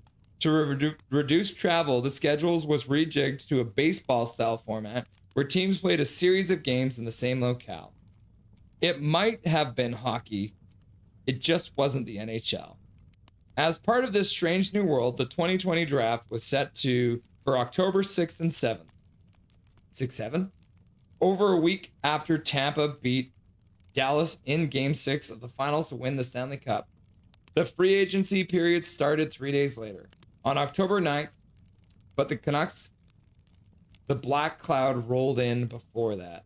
Tanev, Markstrom, and Tyler Toffoli, who'd been acquired from Los Angeles in a big 2020 deadline deal, were set to become unrestricted free agents. Troy Stecher and Jake Virtanen were pending restricted free agents. The team payroll was a mess. Louis Eriksson, Brandon Sutter, Antoine Roussel, and Jay Beagle were still on the books, and the Canucks were paying a cap recapture penalty on Luongo's deal thanks to Commissioner Gary Bettman. But they also had $15 million in cap space, and with some creative maneuvering, it seemed they could keep some of their assets. You know, this hasn't been the Canucks' strong suit over the years. In an ominous sign, the team had laid off 49 employees, a quarter of its staff, in July, when the NHL was contemplating the Bubble Cup. More rounds of layoffs followed. Again, this backdrop, Benning and Weisbrot prepared to meet with the Aquilinis to lay out their plan for 2021. Ownership has been very good with trying to give us the resources to field the best team we can, Benning told the Athletics' Thomas Drance when the Canucks were still in the bubble. We've rebuilt the team here in the last couple of years, and I think we're in a good position to keep moving forward every year. That'll be something when we meet with them. We'll talk about things, and we will decide then. Oh, it was decided all right. On the fateful day, Benning and his team walked into the boardroom to meet with ownership, and according to one staffer, came out looking like they'd seen a ghost. Aquilini were staring down the season in which revenues would be dramatically reduced, and made decisions to pare down as much of the payroll as possible. There would be no money for free agency or buyouts. Toffoli, Tanev, and Stetcher wouldn't receive contract offers. Markstrom, the team's MVP, was lowballed. Benning took in this direction, then offered a mild protest. Francesco Aquilini responded, "Jim, you're not hearing me. We're not signing anyone." The Canucks had finally turned a corner in Edmonton, only to run into a brick wall. Tanev was a perfect blue liner partner for Hughes. Toffoli was an ideal fit on Pettersson's flank. Eventually, the contracts to Eriksson, Beagle, Roussel, and others would expire. The Bubble Boys weren't a powerhouse, but they were positioned for success under Benning and Green. COVID changed all that. At least it did for the Canucks, who were one of the few teams to cut costs dramatically before the 2021 season. 2020-21 season. Markstrom and Tanev signed with Calgary on first day of free agency. The next day, Stetcher signed a 2-year, $3.4 million deal with Detroit. The Canucks were given an opportunity to match the offer and keep Stetcher. They declined. 3 days later, Toffoli accepted a deal with the Canadiens. Now you can understand why they'd walk away from Markstrom. He was an elite goalie who was going to command big money, and he signed a 6-year, $36 million deal with the Flames. Of course, it had to be one of the Canucks' biggest rivals. But the emergence of Demko, who was in the final year of his entry-level contract, and due to make bargain basement $1.05 million in 2020-21, made Markstrom expendable. Tanev was a different story. He'd been injury-prone throughout his career in Vancouver, and 4-year, $18 million deal he signed with the Flames was deemed too rich for the Canucks' blood. But the Toronto native was the same player in Calgary he'd been in his final season with the Canucks. A reliable, fiercely competitive shutdown defenseman. Tanev, who moved to Dallas just before 2024 trade deadline, was also largely healthier during his 3+ seasons with the Flames. Then there was Toffoli. The Canucks paid a significant prospect, Tyler Madden, Tim Schaller, a 2nd and a 4th round pick to land the winger. But he also appeared to be the perfect fit. He was a proven 25 goal scorer who slid seamlessly into the line with Miller and Pettersson. In his first 10 games with the Canucks, he scored 6 goals before the league's suspended play. He'd suffered a high ankle sprain in his first game of the play-in series against the Wild and missed 10 games in the bubble. But in his post-playoff media availability, he made it clear he loved Vancouver and wanted to sign a long-term deal. "From the second I got on the ice, I just loved it," he said. "I was on a line with Pettersson and Miller, and we had incredible chemistry.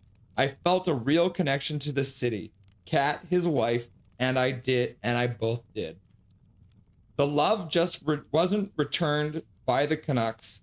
4 days after free agency opened, Toffoli signed a user-friendly 4-year deal for $17 million with the Canadiens. 4 months later, Benning tried to explain how the Canucks lost Toffoli. He just wasn't very convincing.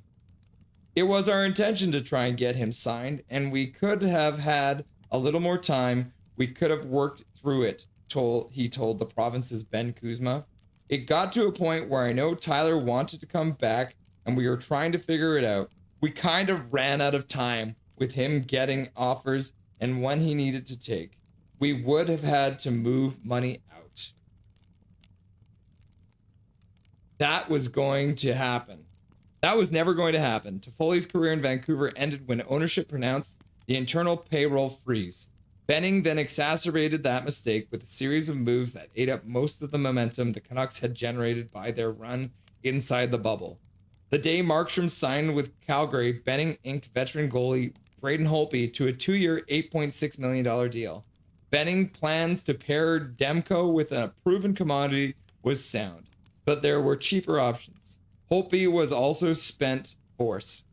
He was just 31 when he joined the Canucks, but in his first season, he went 7-11-3 with a 3.67 goals against average and an .889 save percentage. He was bought out the following season. That wasn't the only mistake Benning made. When it became apparent other teams were spending, the GM received the go-ahead from ownership to add to his roster. On October 12th, he flipped a third-round pick to Vegas for Nate Schmidt, who had become expendable when the Golden Knights signed Alec Pietrangelo. Schmidt, who is in the second season of a 6-year, $35.7 million deal, had been a top 4 defenseman on a very good Golden Knights team, but he never found himself with the Canucks and was traded to Winnipeg for a third round the next offseason.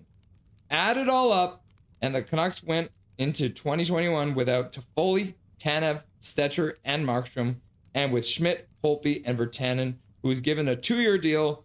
The COVID season was always going to be a huge challenge for every team. The Canucks just made it harder on themselves than most. Jim and Francesco had to make tough decisions, Green now says. At the end of the day, there were hard decisions to be made. When you lose pieces on the ice and in the room, it's going to hurt you. Okay, but Benning bore the brunt of the public criticism when his hands were tied by ownership. Jim took a lot of bullets for Francesco, one staffer says. If that's the case, it seems the wounds have healed. There were business decisions, Benning now says. I've always been a company man, and I believe in the chain of command. We did things the right way, but our key players were a little young. You start to win with them, and when they turn 25, but I'm glad the team turned the corner. All right, that's part 1 of the Canucks and the pandemic, if it was just a bad dream. So we'll read the rest of that story, part 2, during the next intermission after the second period. See you guys in the bar.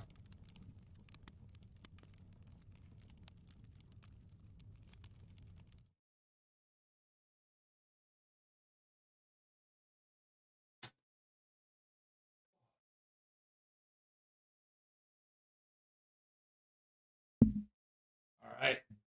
There that was. A reading from Never Boring, The Up and Down History of the Vancouver Canucks by Ed Willis. And, yeah. Pandemic, eh? Not great for the Canucks. As you can see, they just ran out of time. They ran out of time. Get rid of the old Linden jersey. As everyone knows, I'm generally way too sweaty to wear this thing. It is a beautiful jersey, though, isn't it? It's gorgeous. My beautiful wife got it for me. Okay, I just have to grab something. I'll be right back.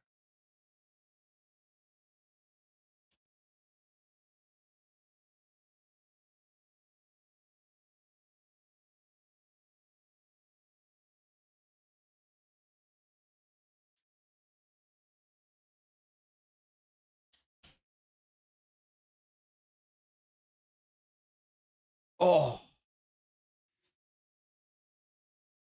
All right. So the second period will get started here pretty quick. Let's reset the clock here too. There's one other thing I wanted to tell you guys about.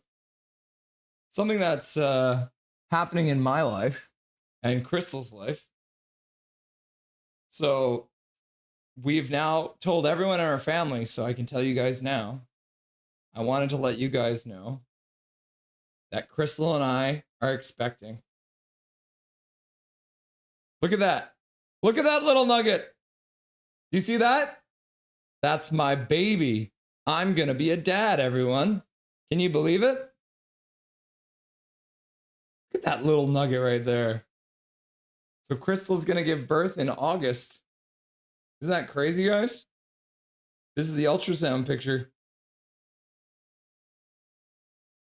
Look at that little sweetie. Pretty crazy, right? Papa! Oh, yes. So I wanted to let you guys know that. I've been waiting to tell you. We needed to, take care of things first, right? Swervin's got the old puppy dog eyes going on. Aw, congratulations, Russell and Crystal. Who's in net for Vancouver? It is Tolopilo. Congrats, says Justin. Thank you very much. Connor Hill, congratulations, Russell. Oh my God, congrats, says Kayla. Wow, says Zach. Congrats, says Connie McKenzie. Thank you, Connie. August, yep. Gonna be a Leo, probably. Baby genius in there, I know. Look at how big the head is, eh? It's definitely my kid because he's got a big old head. Let's fucking go! Welcome to fatherhood. Russ is Calvin 99 Charlie. Trevor Linden, Trevor Linden, Trevor Linden, Trevor Linden, Trevor Linden, Trevor Linden. Oh, the Ducks come in and take a shot. That one goes wide. It's a mother alien. Yeah, it does kind of look.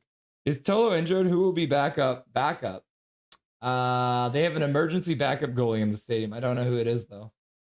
But I think it's Tolopilo in that.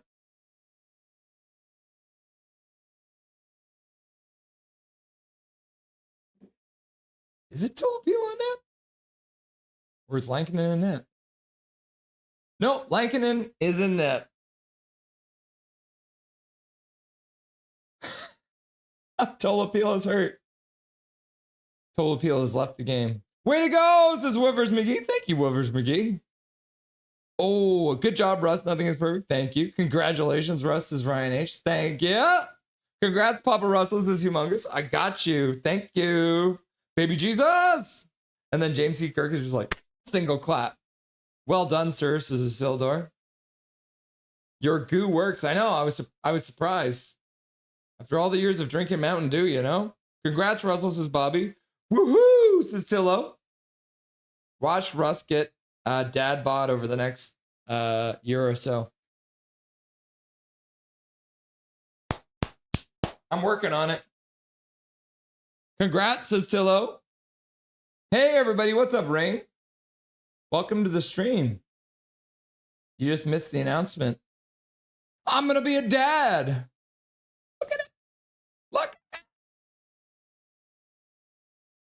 Yeah, so Kevin Lankin is in net. Is that crazy? Woo, love nugget. Go, go, go, go. Congrats, Russ. Enjoy. It is the greatest gift you will ever receive. Trust me, bro. I trust you. Gonna be a hockey dad. Maybe. You never know. We were already talking about that. Crystal's like, they are going to be in dance or hockey. Because Crystal's a dancer and I'm a hockey player. So maybe both. Dobby's going to be an uncle. Yep. Well, he's going to get a little brother. Because Dobby is my child. And so, okay, Tolopilo's back. So it looks like it. I bet you it was a concussion spotter who pulled Tolopilo. So now they've cleared Tolopilo to come back into the game. So Tolopilo is back in, guys. You got it in there. Crystal, too good. Crystal, too good. Russell scores! Yep, or a Virgo. Yeah, I guess. If it's early August, then I guess it's a Virgo. Canucks win the faceoff after the icing call. Shot it right through the crease. Comes off the end boards because it missed the net because the Canucks can't hit the net most of the time. Now they pass it all the way up to the blue line. Skating onto it's Jake DeBrusk. He takes a shot towards the net. That one goes off a stick and out of play with 17:32 left to go in the period. No way. Congrats, Russ. Thank you. That's amazing. Congratulations. It is perfect. Yeah, Casket Brain, you're right. It is perfect. I can't wait. Dijon Mustard, celebrate, baby. Tell She Loves one game. Hey, Irvin. Russell shoots and scores, and he's not even making 11.6. Yeah, no. I'm not making even close to that. Summer birthdays are the best, especially in Vancouver. Laugh out loud.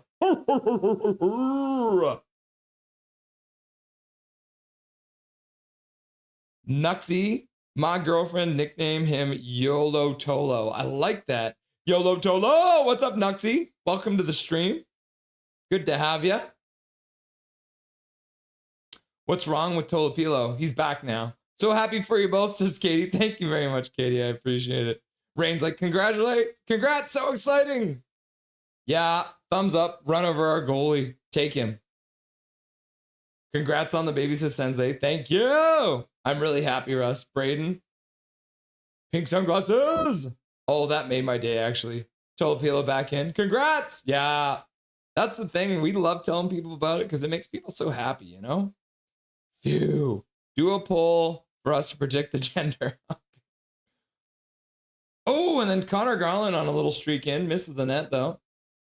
Pedersen tries to play it up front for Kane, but the pass gets blocked and then ends up all the way back in the Canucks zone.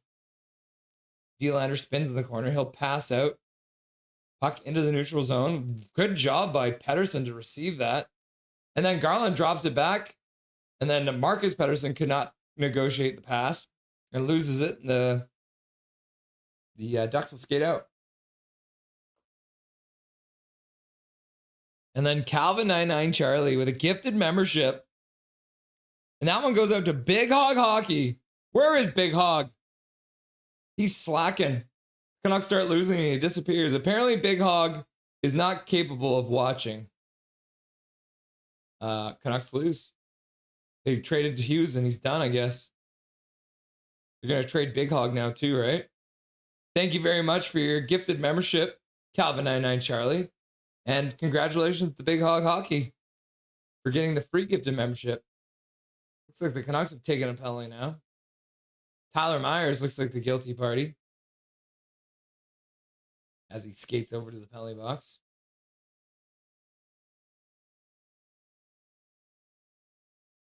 Wow, what a dive. That was a dive and a half, if you ask me. Thank you very much, Calvin. I appreciate donating to Dobby's College Education Fund.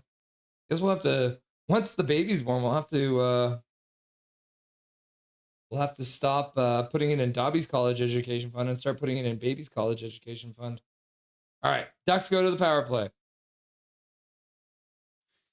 It'll be their second one of the night. They win the draw. Pass down to the faceoff circle. Half boards. Puck swung in front. Tolopilo grabs that one and hangs onto it. Out and no pushback. Disgusting. We good. Kayla, my man put on 60 pounds when I was pregnant. Laugh out loud. It happens. That's like the size of like a 6-year-old, isn't it? Congratulations, Russell, says Derek. Probably pulled a loo in the toilet thing. Yeah. He had some bad fish yesterday. Congrats. Welcome to the club. Best club to be in. Thanks, Nuxie. Very cool. I can't believe it. It's pretty crazy. We're going to be parents. Isn't that wild? Dobby's going to be so jealous. I think he's going to love it. He's already getting protective of Crystal. It's very cute.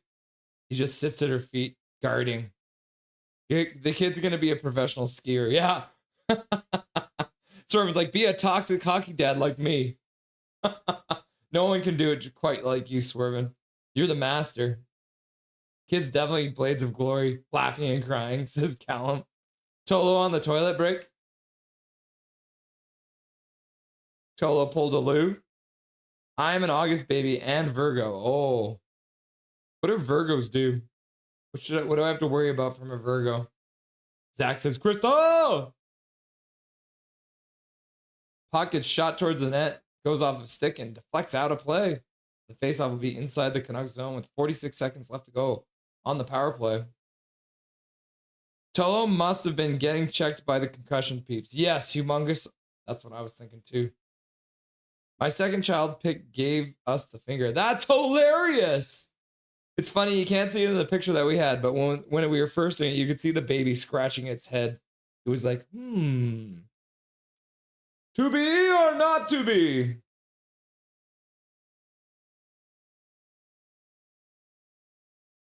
What?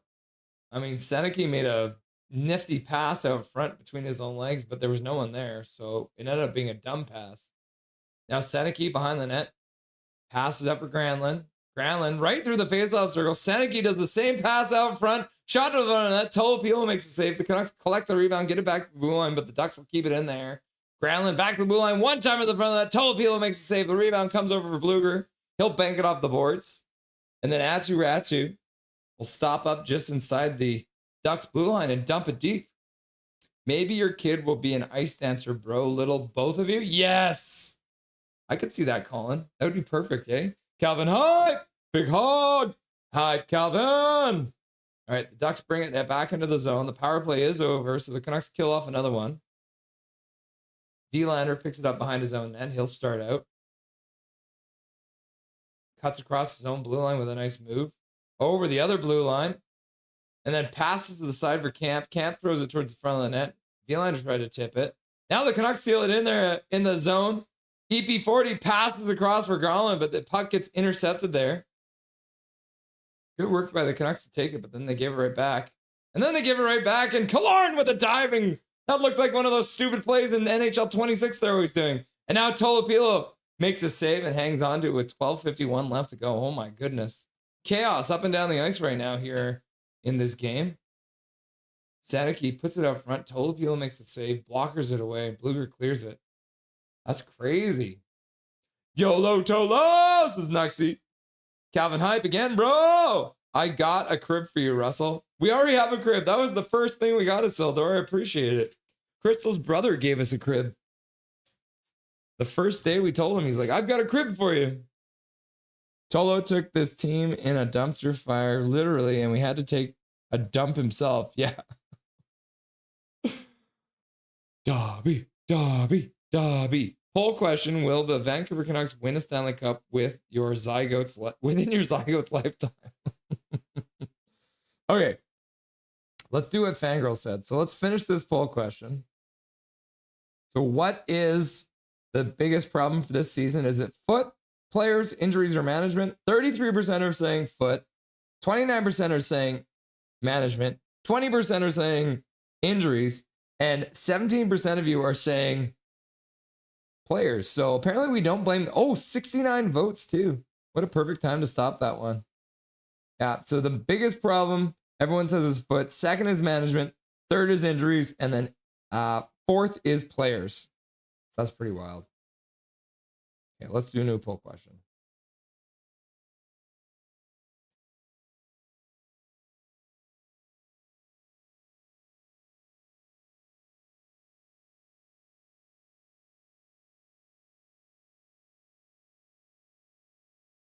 Here we go.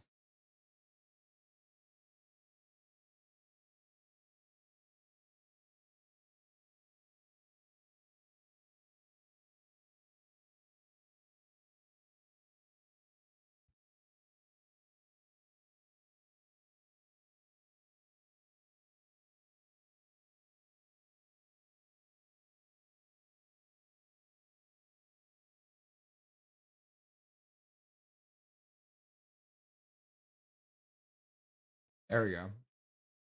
There's your new poll question, everyone. What will Crystal and Russell's kid be? Boy, girl, dancer, uncontrollable crying laughter. It's honestly the best news I've heard in a while. I'm glad to bring some joy into your guys' life. Literally pulled a loo. Yeah, you had to pull on that loo really hard to get it to flush. Ducks control. Back to the blue line. That guy's name, I can never say his name. The hell is his name? Mintyukov? Mintyukov. Back to the blue line. Shot to the front of the net. Tolopilo makes a save. Hronek will clear it up the boards. The Canucks do not have a shot in this period yet, so they're still on 0 shots. So it's the same thing as the last period. We're almost halfway through and they are not getting any shots.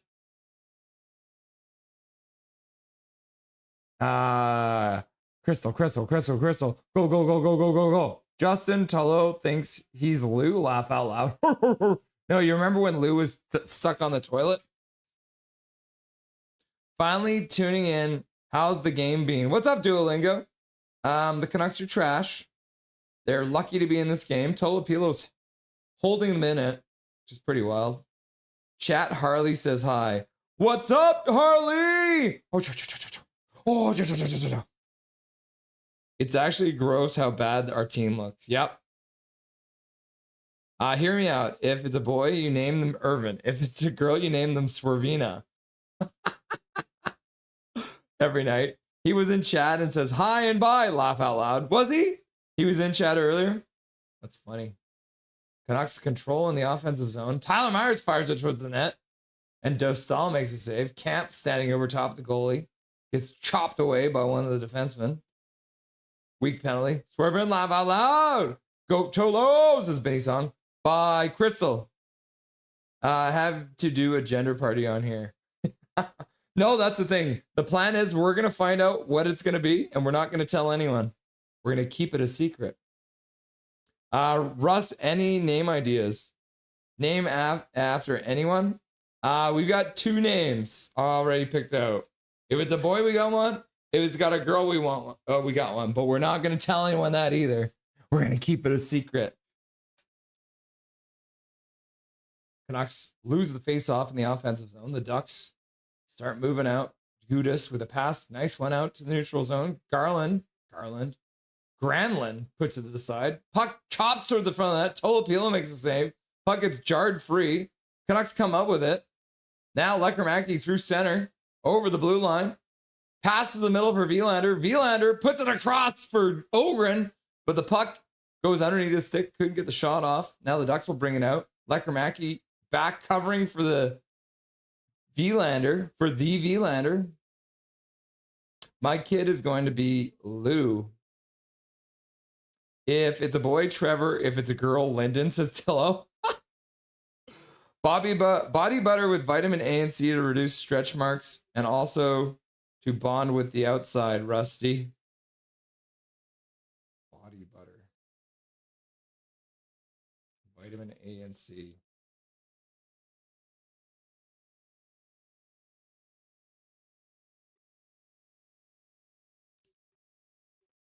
Ducks. Back to the blue line. Shot to the front of that. Tolopilo blockers it away. Ends up going off the half boards and back out. Vitamin A and C. All right. It's on the list. Thank you, Callum. I appreciate that. About 80% of the girls I meet were born in August. Aquarius. It is the age of Aquarius. Congratulations on reproducing, Rusty. Legacy from now on. Like Virgos then. Broaden, same here. Oh, Braden, same here. No, in general, laugh out loud. Broaden. People who are Aquarius can be difficult. Toilet Pilo, says Bob Bluger. Yeah, that's the best one yet. Toilet Pilo. Braden Sor autocorrect struck in. Team is so slow. It's cool. Sorry. This isn't even how you spell his name. Dostal makes a save on Kane shot. Pedersen puts it perfectly on Kane's stick, and he can't score. 0-0 still. Canucks are lucky to be in this game. They have 2 shots now. Laugh out loud. I am back. I know my phone keeps changing your name, Braden. I am a Leo, says Isildur. Rusty equals 1. Callum and Connie equals 8. +1 in OT. Tillo Pillow. Yeah, just suggestion. Try to give names that can't be shortened. I mean, you could pretty much shorten every name, but I guess that makes sense.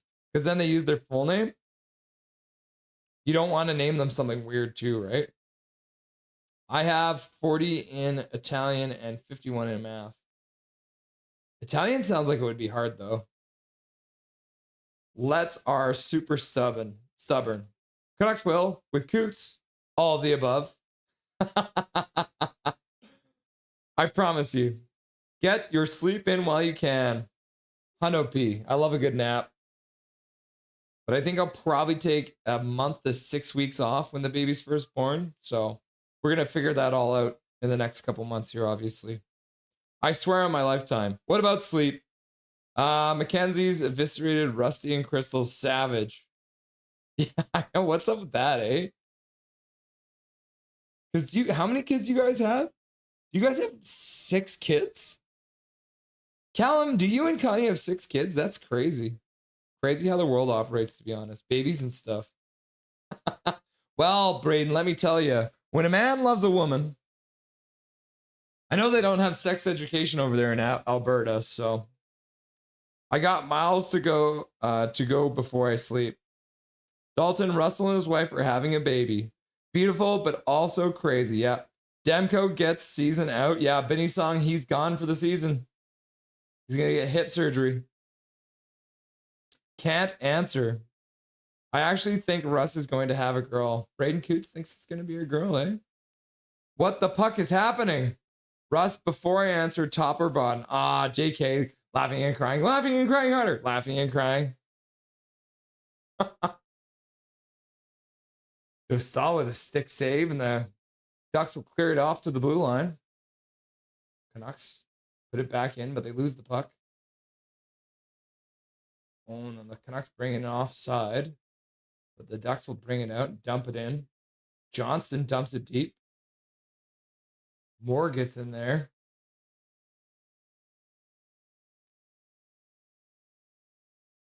Pedersen and Gudas meet in the middle. Garland picks up the puck. He passes over for Kane. Now on a breakaway, comes in. Deeks goes to the forehand, and he runs out of space and ends up behind the net. I think he was trying to do a wraparound on a breakaway. Why would you try and do a wraparound on a breakaway? How the heck does that icing waved off? Tyler Meyer gives the puck away in the neutral zone. Canucks come up with it. Carlson over the blue line, drops the puck. Shot to the front of the net by Kampf. And Kampf gets stopped by Dostal, and he hangs on for a whistle.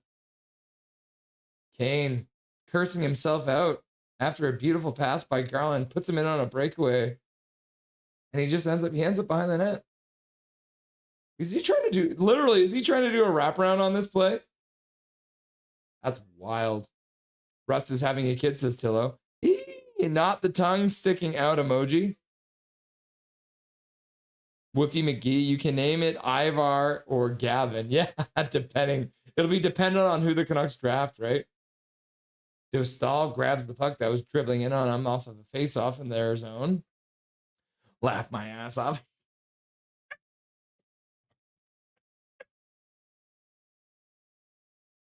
He seated one. Imagine. Huh? I already thought he did. Dobby. Yeah.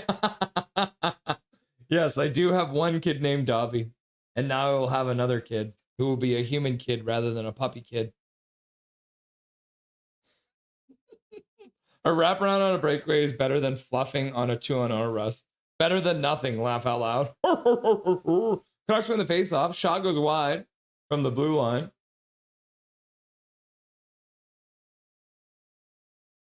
Hronek throws it towards the front of the net. Dostal makes a toe save. I don't think he even saw it. It was just in the right spot. Hedel with a spin move. Loses the puck. Tries to get it back. Carlson helps out. Puts it over for Hedel. Hedel skates out from the corner. Puts it back for Hronek. Throws it across there for Vielander. Puck in behind the net. Hedel takes it there.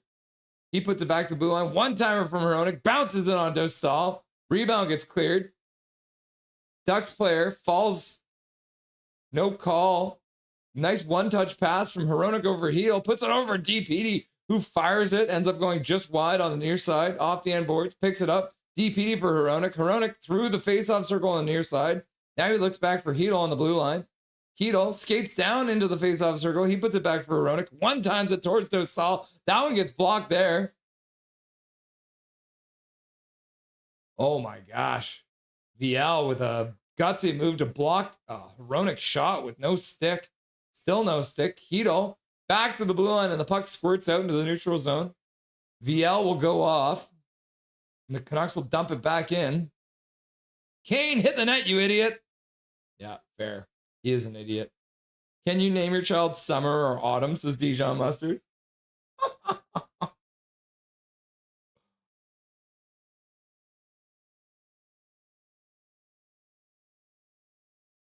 Tolopilo loses his stick. Lecker Mackey, a good teammate, collects it for him.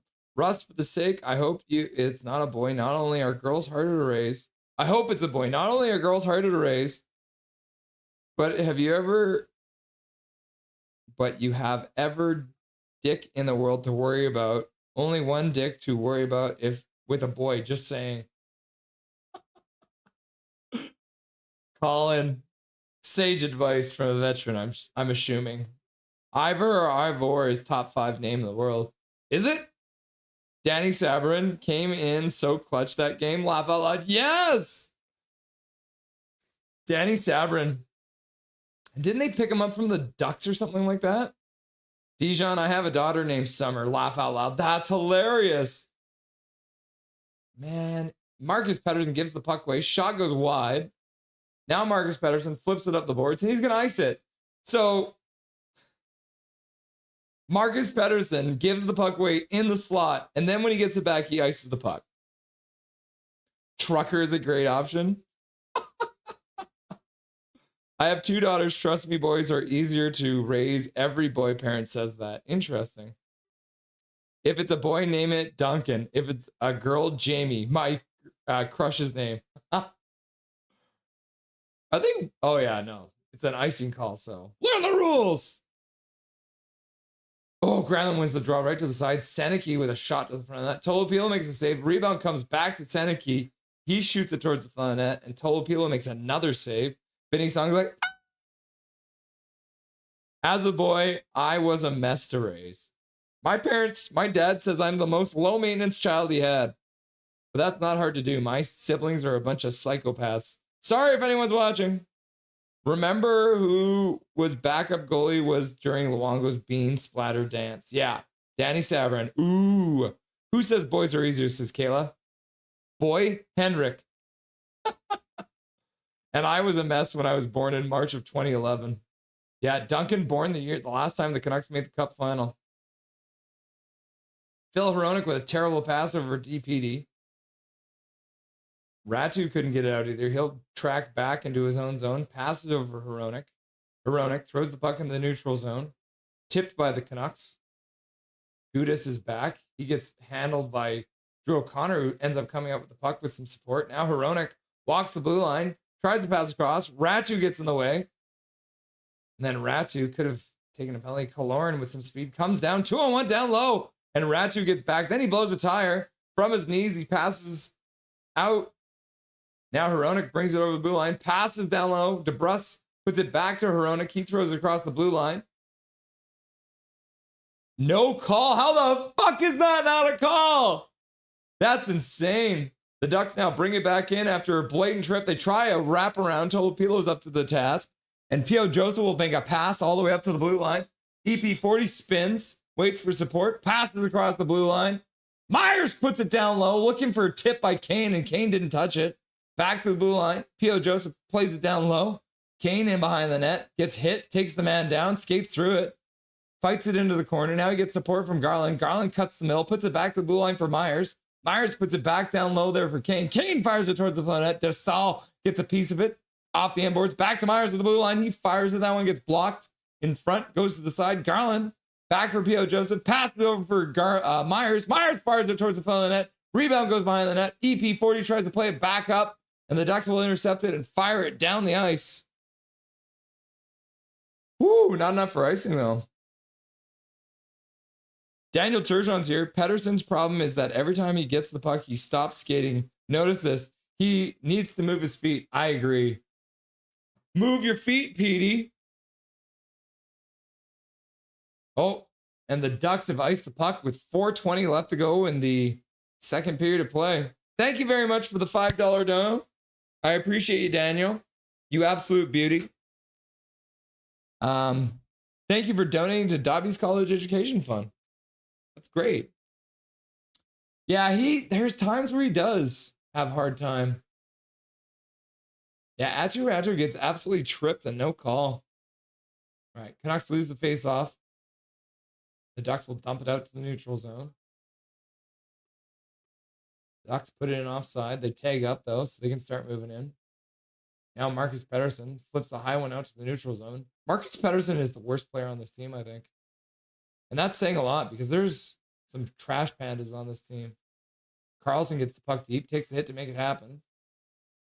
Puck up the boards. Ducks skate out through center. Seneke puts it in, and the Canucks will intercept it. Camp plays it over for Hedel. Hedel gets spun around and loses the puck. Now the Ducks play it up the near side boards. Camp plays it back to the blue line, but it gets by Vilander and he'll have to retreat all the way into his own zone. Daniel, I appreciate you. Ariana is a top 5 girl's name. Huh. Can I humbly suggest Gino if it's an XX? Gino is a sick name too. Ooh, a shot centered and the Ducks chop it on net. Tolopilo makes a save from his knees. Puck back to the blue line. Gudez puts it down into the slot. The Ducks player could not control it there. And one of the Canucks player just got decked. Huh. I couldn't see who it was, but someone just got decked right in front of the benches. Sanica puts it up front, and that gets intercepted by Blueger, and he'll dump it out. Ogren with some good speed. Puck gets dumped into the Canucks zone. DPD first one onto it. He plays it behind the net. Vilander can't get to it. Ducks will play it behind the net. Pass right into the slot. DPD clears the man up. Canucks start out. Atu dumps the puck in. Moves in. Hits the player, but can't come up with the puck. Learn the rules, learn the rules, learn the rules, learn the rules. We are biased against us. Tolopilo grabs the puck and hangs onto it for a whistle. Especially Grande. Ariana Grande. Classic Russ when he's buzzed. What? My daughter's names are Ariana and Golden. Oh, those are cute names. I think he was Slosh, laugh out loud. If it's a boy, should be an R name. My little brother's name is Ryan and I'm Russell. Rylan? I was a nightmare to raise, but completely changed when I was 5. Interesting. Daniel, how the fuck do the coaches not see that? Coachings are shite. This is true, Daniel. If there's anything me and you have agreed on as much as we have, Adam Foote might be the worst coach the Canucks have ever had. I think I agree with you very much. Oh, man. So insane that Adam Foote is the coach of this team, eh? Thank you very much for the $5 dono to Dobby's College Education Fund. I appreciate you. Wait, is Russ going to be a dad? Yes, to Chico. Isn't that crazy? Look at this little bean. Look at this little human creature. Isn't that great? You love to see it.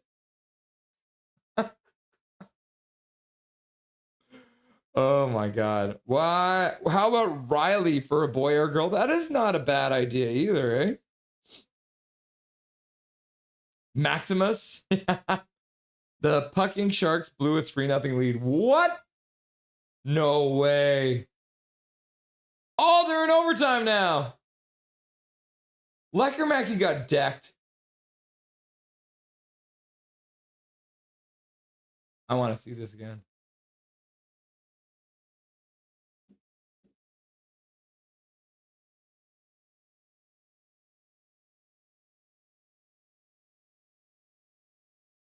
Okay, apparently I can't see that, so. So Seneke was the one who took out Lecker. Hachiko uses their monthly membership message to say, congrats! Thank you very much, Hachiko. I appreciate it. Tolopilo makes a save. Puck to the side. Ratu puts it behind the net. Oh my goodness. Puck down the ice. Dostal comes out, plays it to the side. Canucks moving on the forecheck, digging away, but can't come up with the puck. Gauthier gets hit in the corner. Puck back to the blue line. Hronik plays it up to the blue line for Drew O'Connor. He waits for the Ratu to get out of the zone. He'll dump it in. Ducks will make a pass up to the blue line, tip down the ice. And then apparently that's not icing, even though that was clearly from their own side of center. These refs are terrible this game, eh? Thank you for being a member for 13 months, Chico. That's awesome.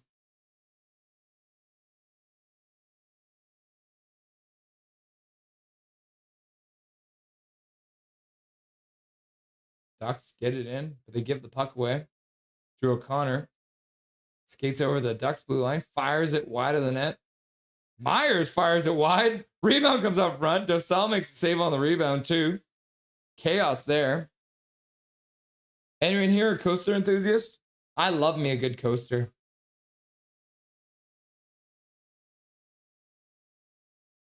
My nephew's name is Dylan.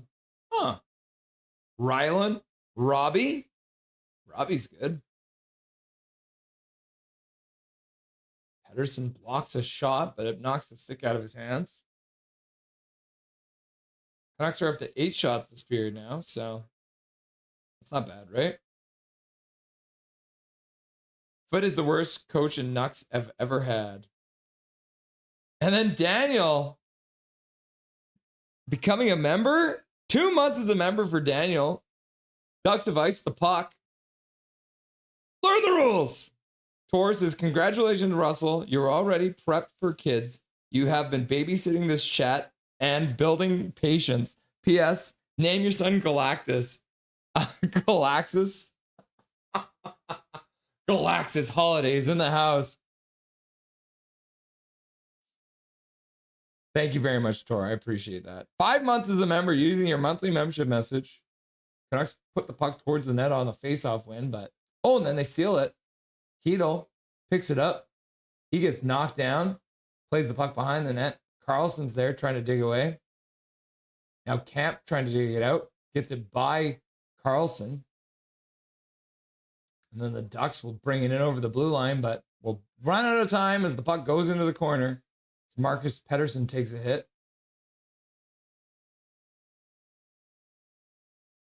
The boys gathered for a chat now. I appreciate you, Tor. Does this mean Dobby will be taking over this channel? No. He's a maniac. Actually, it's 3 months. Yeah, it doesn't tell me on that one. 3 months as a member. Thank you very much, Daniel. I appreciate that, my guy. That's very cool. Jake Six Hockey missed the first half of the game. Looks like I didn't miss much. Nope, you did not. But you did miss this, Jake Six Hockey. I'm going to be a dad! Woo! Woo! Can you believe it? I'm going to be a father. It's crazy, right? Jake Six Hockey laughing and crying. Rusty Crystal Chalice. Then you have the cup before the Canucks. We've already got the cup before the Canucks. The Calder Cup. You'll love to see it. Woo! All right. Period is over. We're into the second intermission. And I'm wasting time. We got to get reading. Okay. Throw on the Linden jersey. Absolute beautiful Linden jersey. Oh, all right. I'll meet you guys in the library so we can read the second half of the chapter, all right?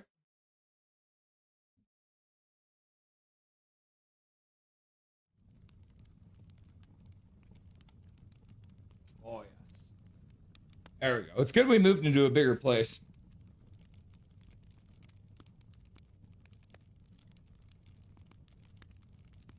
All right. So we're in the middle of the pandemic. And apparently Jim Benning's not 100% to blame because apparently the Aquilines were a bunch of dickheads. So let's continue on to read the chapter from Never Boring, the Up and Down History of the Vancouver Canucks by Ed Willis. Chapter 11, What If the COVID Pandemic Was Just a Bad Dream?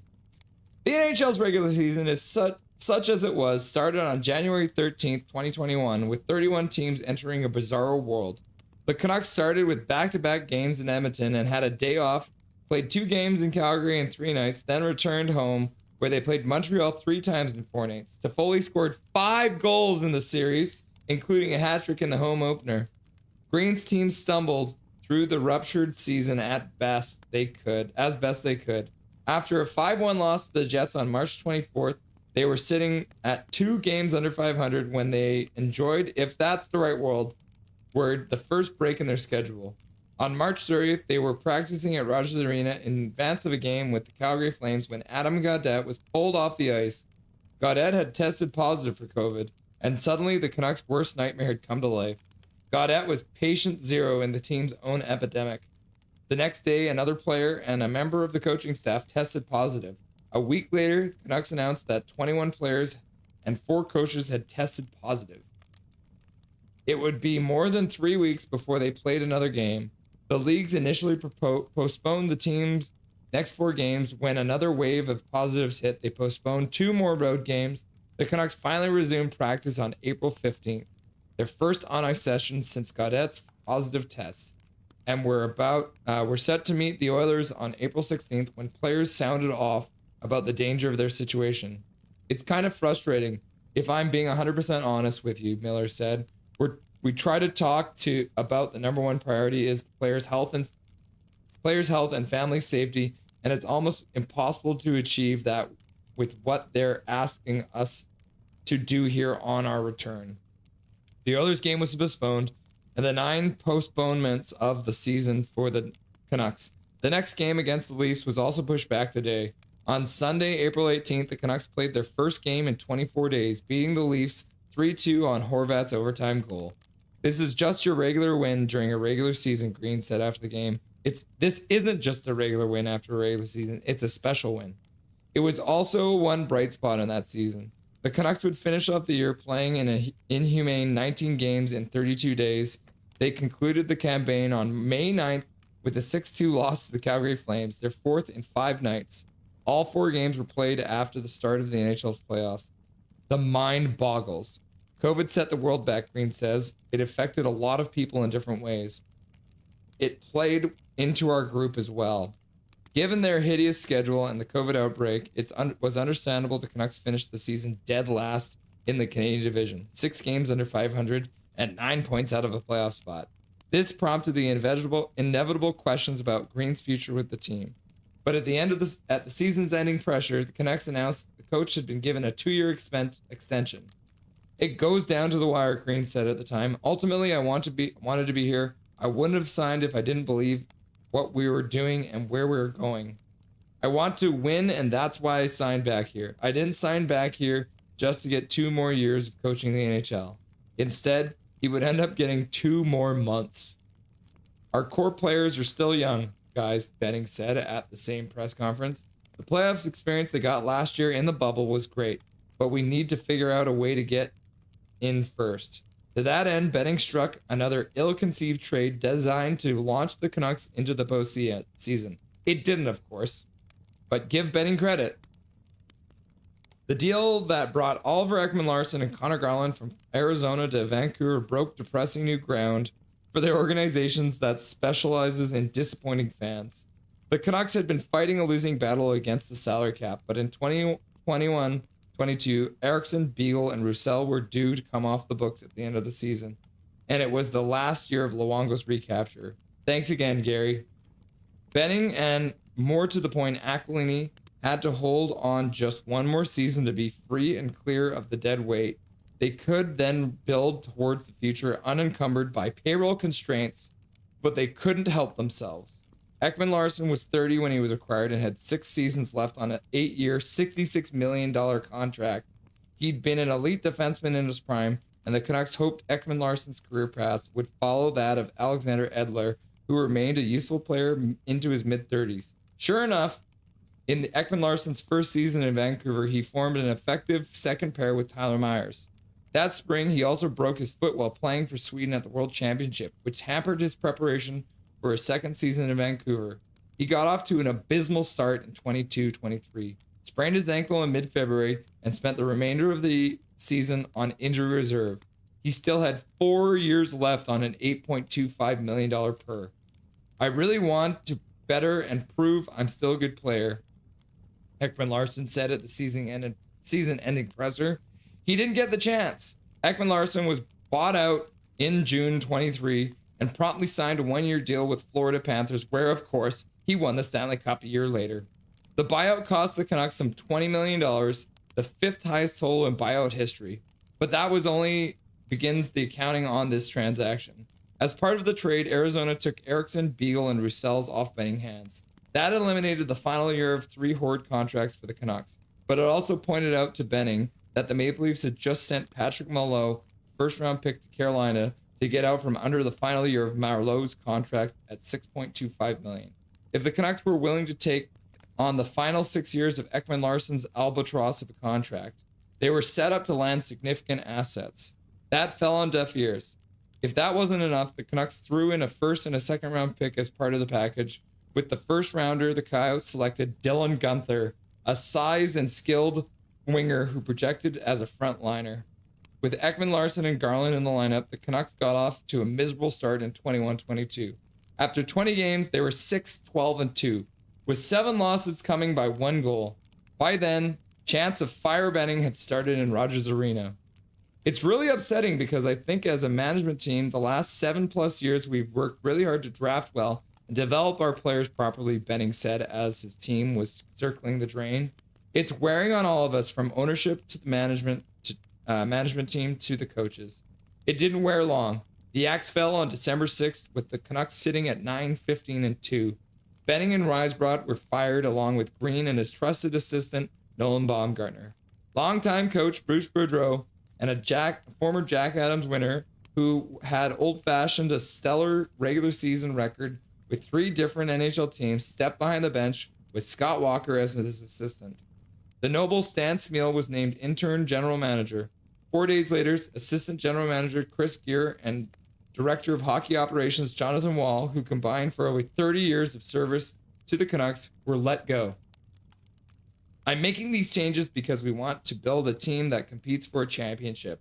It's time for new leadership to help take us there, Aquilini said in a statement. The new leadership was revealed 4 days later, when veteran hockey man Jim Rutherford was introduced to the Canucks president of hockey operations. Earlier that year, Rutherford had surprised the hockey world when he re-signed as general manager with the Pittsburgh Penguins. He'd been in Pittsburgh for 7 years and won 2 Stanley Cups after a 20-year run with the Carolina Hurricanes franchise, which produced another cup. In explaining his decision to leave Pittsburgh, Rutherford said he was burned out from the effects of COVID. He was almost 72 when he stepped down and had been housebound for almost a year. Oh, I wish I would have ended differently, Rutherford told Pittsburgh Tribune Review. But I had been quarantined with my family for 11 months. What we went through there, it affects you mentally. I wasn't in a position at the time to go forward and do my job properly. I wasn't in the right mental state of mind. Still, Rutherford pronounced he was refreshed when he arrived in Vancouver. He represented many things to the Canucks: a proven winner, a calming voice, a steadying influence. Mostly, he was a safe pair of hands, and he brought in Patrick Galvin, his former assistant with the Pens, as his GM of the Canucks hockey department seemed secure. That's why events in the next 6 months are hard to explain. The Canucks caught fire under Boudreau. They won their first 7 games with a likable veteran behind the bench. By January, they were back to 500, and by mid-March, they'd insinuated that their way into the playoff race. Ultimately, they had too much ground to make up, but for 3 months, Boudreau made Rogers Arena a funhouse again. Fans chanted, "Bruce, there it is! Bruce, there it is!" at the end of each Canucks win, borrowing from Whoomp, there it is, an early 1990s hit for the hip-hop group Tag Team, and I can't believe you made me look that up. Miller finished 9th in the league in scoring with 99 points. Pettersson recovered from a wrist injury, which limited him to 26 games in the COVID season, and scored 32 goals. Horvat chipped in 31. Hughes had 68 points from the blue line. Demko provided all-star level goaltending. Boudreau came in with a reputation for getting the most out of his stars, and that describes the first 3 months with the Canucks. The team went 32-15-10 over the final 57 games and looked like they were back, but something was wrong. Boudreau was Aquilini's hire. Rutherford signed off on it. but as the season progressed, it was clear the new president wasn't enamored with his coach. Rutherford grumbled about the team's lack of structure, its inability to defend, and its over-reliance on Demko. Does that sound familiar? At the season-ending presser with Alvin by his side, he articulated these themes and then dropped a grenade in the room. When asked if negotiations went underway to extend Boudreau, Rutherford said, "We would be willing to have him back under contract that he agreed to when he came here. And that's certainly not to say that at the end of the next year, we won't want him back if he continues to do his job he's doing. We have an exclusive time period to negotiate a new contract at the end of the season."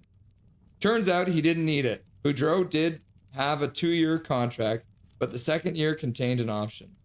In mid-May, almost 3 weeks before June 1st opt-in deadline, he informed the Canucks he was coming back for 22-23. He'd last just 46 games in one of the most unfortunate chapters in team's history. The problem started in training camp and kept building through the first half.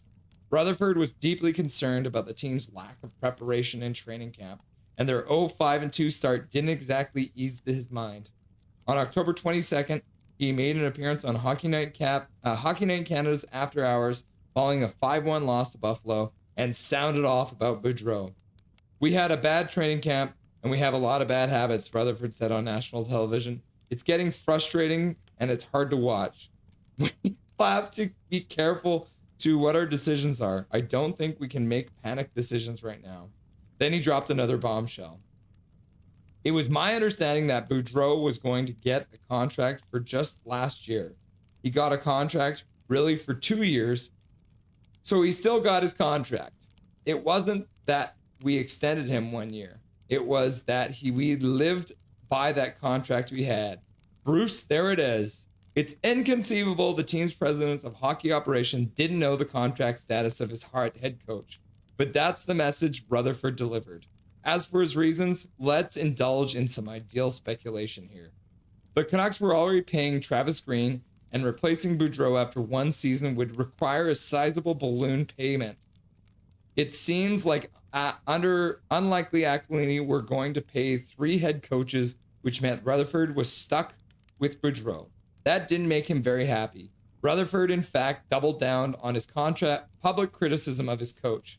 In an interview with the team's radio rights holder a couple of weeks following the After Hours appearance, Rutherford said, "We're at a point now where we have to make players more accountable and we have to take necessary steps to get players' attention." And he was just warming up. "I do believe that the style that the team played that had success in the second half of last season was a loose style and more on an offensive side. Our goaltender played well and really helped win a lot of the games or bailed us out in wide open games. I don't believe that style of play that you could sustain over long periods of time. If you want to contend for a playoff spot," Boudreau had to respond to his boss's broadside, which at least made an easy day for reporting covering this team. "We play hard as we can. We do all as well as we can, and we lay it out on the line every night," he said. "It's what it is. I wish to keep the noise out of the room as much as possible. This is my 47th year in the business. I've seen a lot of things, so it's another thing to add to my book that I will never write. We remind you all this occurred less than a month into the season.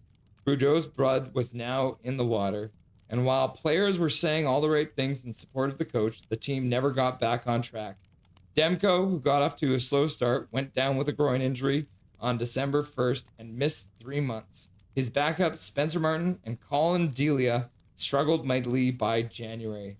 The Canucks were in a free fall, and Rutherford was still piling on Boudreau. In a media availability to discuss, among other things, the medical treatment received by forward Tanner Pearson, Rutherford he'd talked to several coaching candidates. Boudreau was still the coach, mind you, but yes, Rutherford had been talking about possible replacements. "I'm not going to get into names," he said.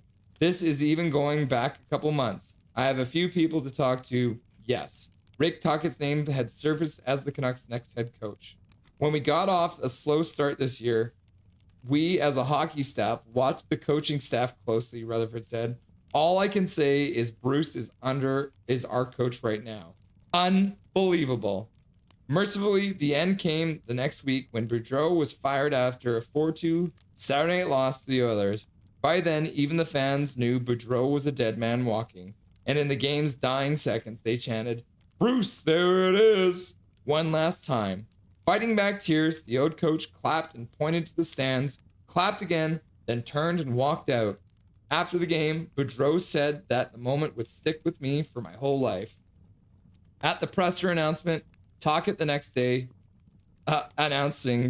the next day, Rutherford apologized to Boudreau. "I've tried to be honest," he said. "I've tried to answer the best I can. And sometimes that affects certain people. And in this case, it probably did affect him. And I'm sorry I did that, and I've learned from it." Rutherford had been in the game for more than half a century. Chances are he'd had some idea of what he was doing to Boudreau. But that wasn't the only drama played out in front of the faithful. Horvat and Miller had entered the season in their final years of their contracts in 22-23. The Canucks made 2 half-hearted offers to Horvat over the summer before negotiations broke off. 2 things then happened which complicated matters greatly, or maybe they simplified them. 1, Miller signed a 7-year, $56 million contract, and 2, Horvat got off to a torrid start. The previous season, he scored a career-high 31 goals, but in 22-23, he scored 30 goals in the first 42 games. I'm going to keep on reading even though the game has started. We're almost done. Horvat wasn't a first-line center, but he was a classic second-line pivot. He was also the heart and soul of the Canucks, the team's captain who had represented the organization proudly through some terrible years. A 1-2 punch of Pettersson Horvat was a sound foundation for the Canucks, but Horvat's production over the first half of the season changed his asking price. In November, Horvat's camp rejected a long-term offer that didn't increase the average salary over previous offers. By then, his name had surfaced in trade rumors. On January 16th, the same day Rutherford admitted he'd already talked to Boudreau's potential replacement, the Canucks president said the team had made their best offer to their captain. "The contract we have on the table for Bo right now is fair value for what he's done up to this year," explained Rutherford. "It's certainly under market value for what he's done this year, so we're in a pickle here. He's a career year and he's looking for money. Even with what we have on the table for him now, we're well over the cap on projections. There are way more moving money around. By the fact of the matter, it's always a tough fit." During the same press conference, Rutherford sounded a familiar note to the faithful. It's just unclear if he was speaking to the fans or to the owners. "We're not looking towards a rebuild," he said. "I'd rather call it a retool." 2 weeks later, Horvat was traded to the Islanders for Anthony Beauvillier, prospect Atu Ratu, and a conditional first-round pick. The former captain immediately signed an 8-year, $68 million contract with the Islanders. "In the summertime and beginning of the year, I thought I was going to be a Canuck," Horvat said. "I thought I was going to be a Canuck for life. I'm grateful to the New York Islanders for believing in me." All things considered, the trade was reasonably well received by the fan base. The Canucks had eased significant payroll pressure by moving Horvat. Beauvillier, who was 25 at the end of the trade, was a useful player, and Ratu wasn't an elite prospect. He projected as an NHLer. Throw in a first round, and it seemed the Canucks, for once, were eyeing the future. It just didn't look that way for very long. A month after trading Horvat, the Canucks used their first-round pick they'd acquired from the Islanders 17th overall and added a second rounder, landing Phil Hronek from Detroit, along with a 4th-round pick. Hronek was 25-year-old right shot defenseman who put 38 points with the Wings in 60 games. After 38-point season in 21-22, he was expected to step in as a top 4 role with the Canucks, but 4 games after he was acquired, the team shut him down for the season to heal a nagging shoulder injury. No matter, by then the Canucks had started to win under Tocchet. Demko came back with 6 weeks left in the season and stabilized the game's most important position. Pettersson enjoyed a monster year, finishing with 102 points. Quinn Hughes had 69 assists, the most by a Canuck not named Henrik, and 76 points.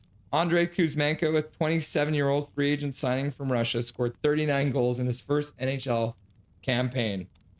The Canucks finished 20, 12, and 4 under Tocchet. It was the second straight season the Canucks had fashioned a second half rally under a new coach. The grouchier members of the fan base note that the team won enough under Boudreau and Tocchet to deflate the draft position, but not enough to make the playoffs. But as the new season beckoned, the Canucks finally seemed free and clear of self-inflicted stresses they'd played under in 22-23. And that's the end of the chapter. What if the COVID pandemic was just a bad dream? Never boring, the up and down history of the Vancouver Canucks. And the Canucks are going to the power play, so I'm going to go hop into the bar.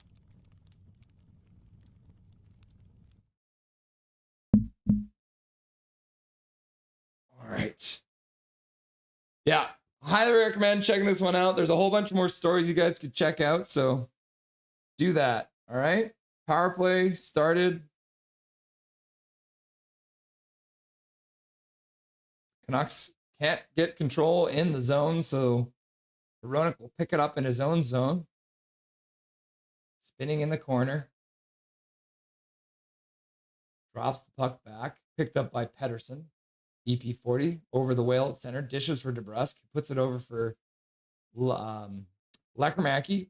Down the boards for Carlson. Up for Petey. Back to the blue line for Hronek. Hronek puts it over for Petey. Petey spins it down behind the net. Hronek misses the pass. And the Canucks will dump it out. There's a minute 21 left to go on the power play here. And 16:28 left to go in the period. I didn't want to cut you guys off on the story, so I apologize if that was weird, but here we are now. We're back in action. Third period. Canucks win the faceoff. Pettersson dishes for Hronek. Fires it towards the front of the net. That one deflects wide. Pettersson picks it up, plays it to the middle for Carlson. Carlson back for Hronek. Down the boards for DeBrusk. DeBrusk puts it behind the net for Lekermacki. Lekermacki back for Hronek. Hronek over for Pettersson. Pettersson fires it into the slot looking for a slap pass. Carlson couldn't get it to tip on net. Ducks will work it up the sideboards. Pettersson pinches down, gets it over for Carlson, who plays it back for Hronek. Now the pass goes down to Lekermacki. Cuts the middle, puts it back to the point for Hronek. Bobbles the puck, recovers it. Down for Petey. Over for Lekermacki. Back for Hronek. Lekermacki with a shot. That one gets blocked. And the rebound kept in by Lekermacki for a moment, but the Ducks will get a second effort and chop it down the ice. I feel like I have Dobby hair in my nose. By the way, everyone, Dobby just ate dinner. But we were reading, so I'm sorry you didn't get to see it. Still a 0-0 game here. Canucks on the power play. Second unit's out. Garland down the boards. Back to the blue line for Wielander. High slot. Fires it towards the front. That one's blocked in front. Kane puts it towards the net. And a good left pad save there by Dostal. Canucks Kane with some good hand-eye coordination to knock it down. It would have been offside. Now he dishes at the blue line for Garland. Garland pulls the puck out of his own feet. Plays behind the net. Kane can't get to it though. And the Ducks will clear it out into the neutral zone. Power play's now over. So the Canucks could not. I didn't even show you guys the whole power play clock. It wasn't even on there. Oh my God. It was running and everything. All right. Ducks through center. Over the blue line. Now it's a 2-on-1 down low. And they fire towards the front of the net. And Tolopilo makes a save. The puck ends up in the corner. Chop behind the net.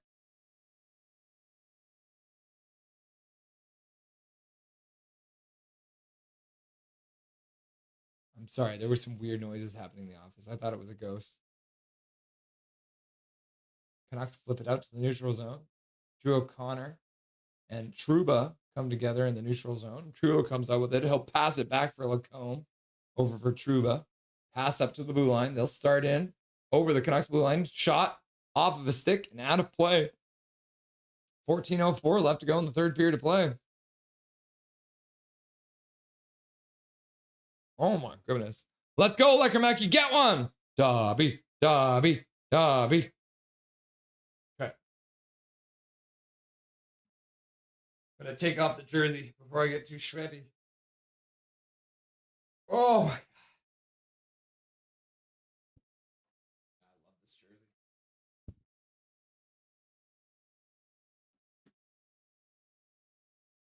birthday present from Crystal. Play back and away. The Ducks hitting the puck to the boards in the Canucks zone. Canucks work it down into the Ducks zone. But Garland falls and loses it. Canucks keep it at the blue line for the moment. But the Ducks will chip it out into the neutral zone. DPD passes it over Garland far side. He throws it towards Dostal at the front of the net. And then Gudis and Ratu and Colangelo and Harkins. And then Ratu's like in a headlock. Colangelo's there. The boys gather for a chat. 13:36 left to go in the third period of play, guys. Still a 0-0 draw here. Who knew Canucks hockey could get worse to watch? YOLO! F it. I'm cracking open a hard iced tea. Rip KJ. Hope you get better, bro. When I get colds or whatever, I act like I be dying. Laugh out loud. Prick forward, drink water out of the hose, and get the tablespoon of dirt into your digestive system this year.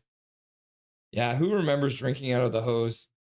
I'm glad about the buyout. Aquilini deserves to pay OEL forever. If they weren't so dumb and taking shortcuts, this wouldn't have happened. Correct! Hachiko, how the puck did you get banned from Insta? Yeah, what is up with that? What were you doing?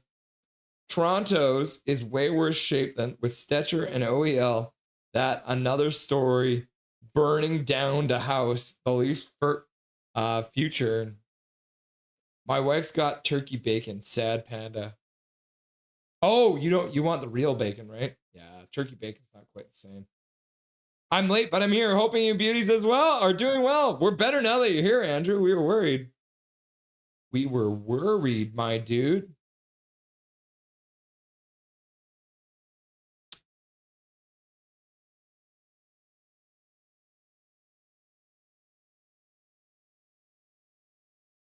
Blame heated rivalry, says Fox, or says Chico. Wait, you're having a baby? Yes, sir. Yes, sir. Look at this little nugget. Look at it. Look at this wee little bucket. Oh, yes. Such a little sweet one. Was scratching its head while we were watching it. KJ, what's wrong with turkey bacon? I love turkey bacon. I just want pig bacon. Laughing and crying, laughing and sweating. Russ made it contribution to 1. Oh, yeah. Did anyone see OEL deked out Sidney Crosby? That's hilarious. Laugh out loud. Canucks win the face off. Oh, and they take a shot and that one gets blocked. That was like a set play. Myers chops the puck down behind the net. Drew O'Connor picks it up there. Protects the puck. Plays it out front for Ratu. He takes a shot. That one goes off the side of the net. Sharp angle shot. Canucks keep it into the blue line. Vilander. Canucks play it into the slot. O'Connor battles for the puck. Loses it. Gets some help from DeBrusque. And then Ratu will fire the puck down the boards. Dostal comes out of his net. Plays it to the far side corner. And then Lacombe will dump it down the ice. Canucks, Vilander. Or no, that's P.O. Joseph picks it up. Plays it over for Myers. What did Hero Rivalry do? Oh, never mind. Turkey bacon. I thought you meant them as separate. Yeah. But yeah, turkey bacon isn't the one. Laugh out loud. 12:50 left to go in the third period. Oh, Trevor Linden. What a Greek tragedy. I know, right? It's like the Canucks are just a total Greek tragedy. Connor Garland's chirping. Oh, the puck went into Ray Ferraro's box there. The boys are having a chat with Ray Ferraro. That's so funny. All right. Ducks win the draw inside their own zone. And then the Canucks chop it up the boards. Hedl loses it to the Ducks. Gets some support from Camp, who plays behind the net for Vilander. Vilander, nice pass in the neutral zone for Hedl. Hedl fires it across for Marcus Pettersson, but we know he's got hands of stone, so he can't do anything about it. Mintyukov passes it out. Kaloran over the line. Marcus Pettersson picks up the puck behind the net. Granlund hits him. And then was that Camp puts it behind the net, and then it bounces back up the boards. Carlson gets a pass in stride over the whale at center ice, dumps the puck in, skates in on the forecheck. Lacombe grabs his stick, just full on grabs his stick. That's insane. I'm blind, I'm deaf, I want to be a ref. Good job reading, says Coach. Thank you, Coach Rob. I was hooked on phonics back in the day. Wow, congratulations, says Andrew. Just joined. Congrats, says Leah. Thank you very much, you guys. Super stoked for you guys. Yeah, we can't wait. What Canuck will we name him after? We're gonna keep it a secret. We're gonna keep it a secret. Wow, congrats, brother. Thank you, Duo. Big news. Yep. Subscribe. God's will it. And the Ducks have iced the puck with 11:18 left to go. Learn the rules. And then Calum's like, wave. And then Connie's like, wave. Swear job, learn the rules. Wave. Tap on wife's belly. Try it. I'm going to give it a little rub. And then Kayla's doing the wave too. Pedersen gets, oh no, it's an icing, so he doesn't get tossed. That's right. Pedersen wins the draw, cleanly back to the blue line. P.O. Joseph skates down the boards, fires it towards the net short side. Good save there by Dostal, and then Dostal trips Garland going to the net. Garland picks it up, plays it down low just by Petey. Couldn't get to it. And then Petey gets taken out. Should have been interference. The refs have apparently put their whistle away. Also, I just shouldn't complain about the refs because the Canucks power play sucks anyways, so. Sensei D1, wave! Yeah, congrats. Dobby's going to have a sibling. He is. Thank you, Donnie Bluebone. I kind of want them to not score, so it's 0-0 until the shootout. But Dobby's going to starve. 0-0 is crazy. I will be back later, says Colin. See you soon. Oh, Russ, I chanted that the other night at the Abbey game. Made the ref uncomfortable as puck. Could see it in his body language. Laughed my ass off. And yes, I was close enough. He could hear me. Definitely hear me. Vielander controls in his own zone. I'm blind. I'm deaf. I want to be a ref. Zach's doing the wave. Wave! I actually got an NHL goalie to flip me off once. I was at a Canucks preseason game on my birthday, and I was sitting like 10 or maybe like 7 rows up behind the goalie. And the whole night I was just like, hey, goalie, you suck. You suck, goalie. You're supposed to stop pucks, you stupid son of a gun. And then he turned around and was like, Rah! It was very funny.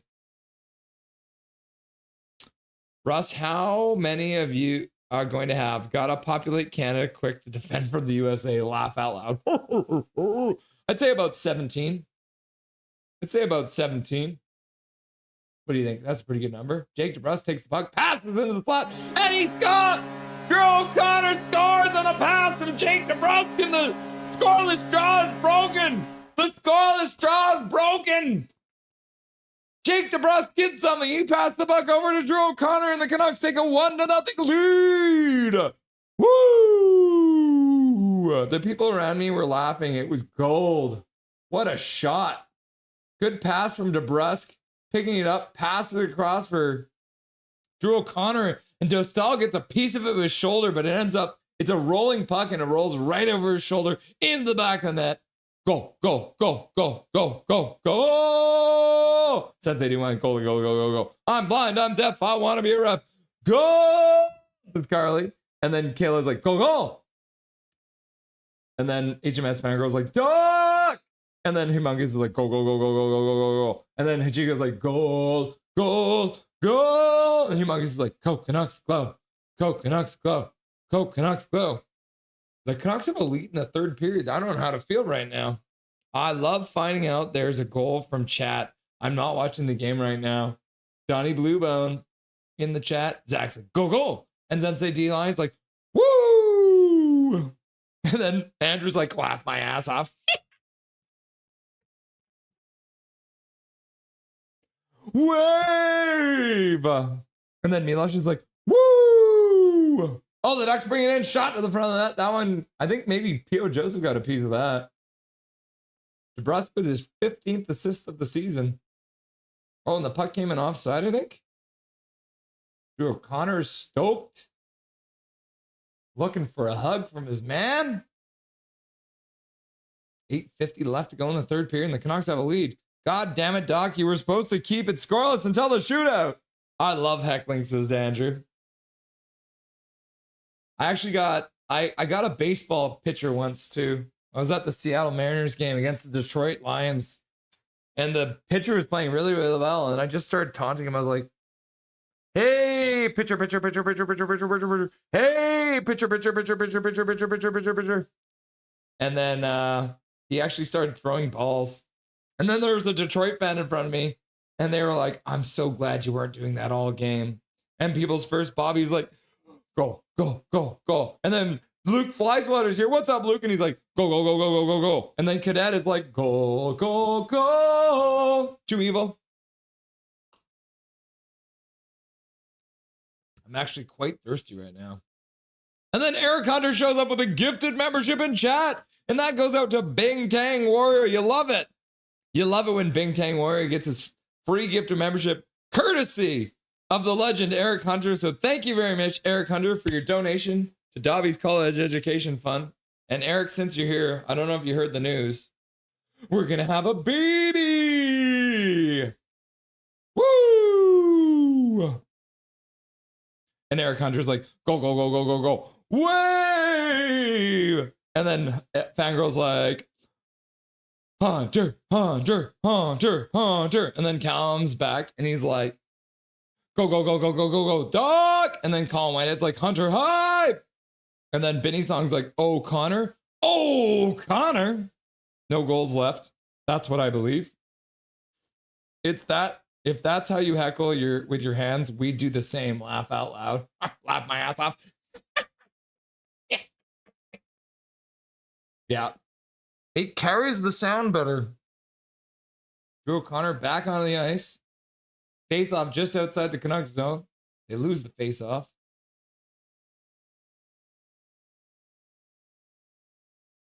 Holy fuck yeah, baby Dusty. Did me and Dusty make a baby? No. It was me and Crystal made a baby. She's got to carry it. A poor thing. I told her I'd carry it for her, but apparently that's not a thing.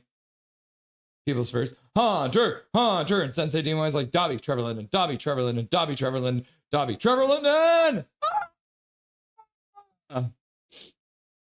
Love Doc way more than Vertanen. Hell yeah. It's a way better 18.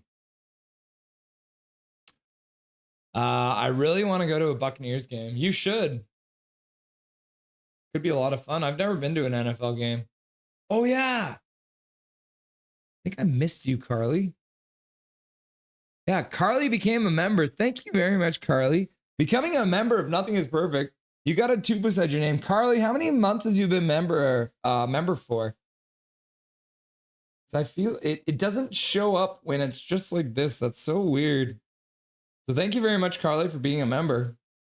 Mohammed's like, "Goal!" And Sensei DLI's like, "Woo!" And then Big Mac's like, "Boom!" And then Fangirl's like, "Carly, hi!" Way to go, Drew, says Dennis Bill. And then Eric Hunter with a $20 dono into chat. Thank you very much, Eric Hunter. Diaper fund. Yep, we're going to need some of those, aren't we? I hear babies poop a lot.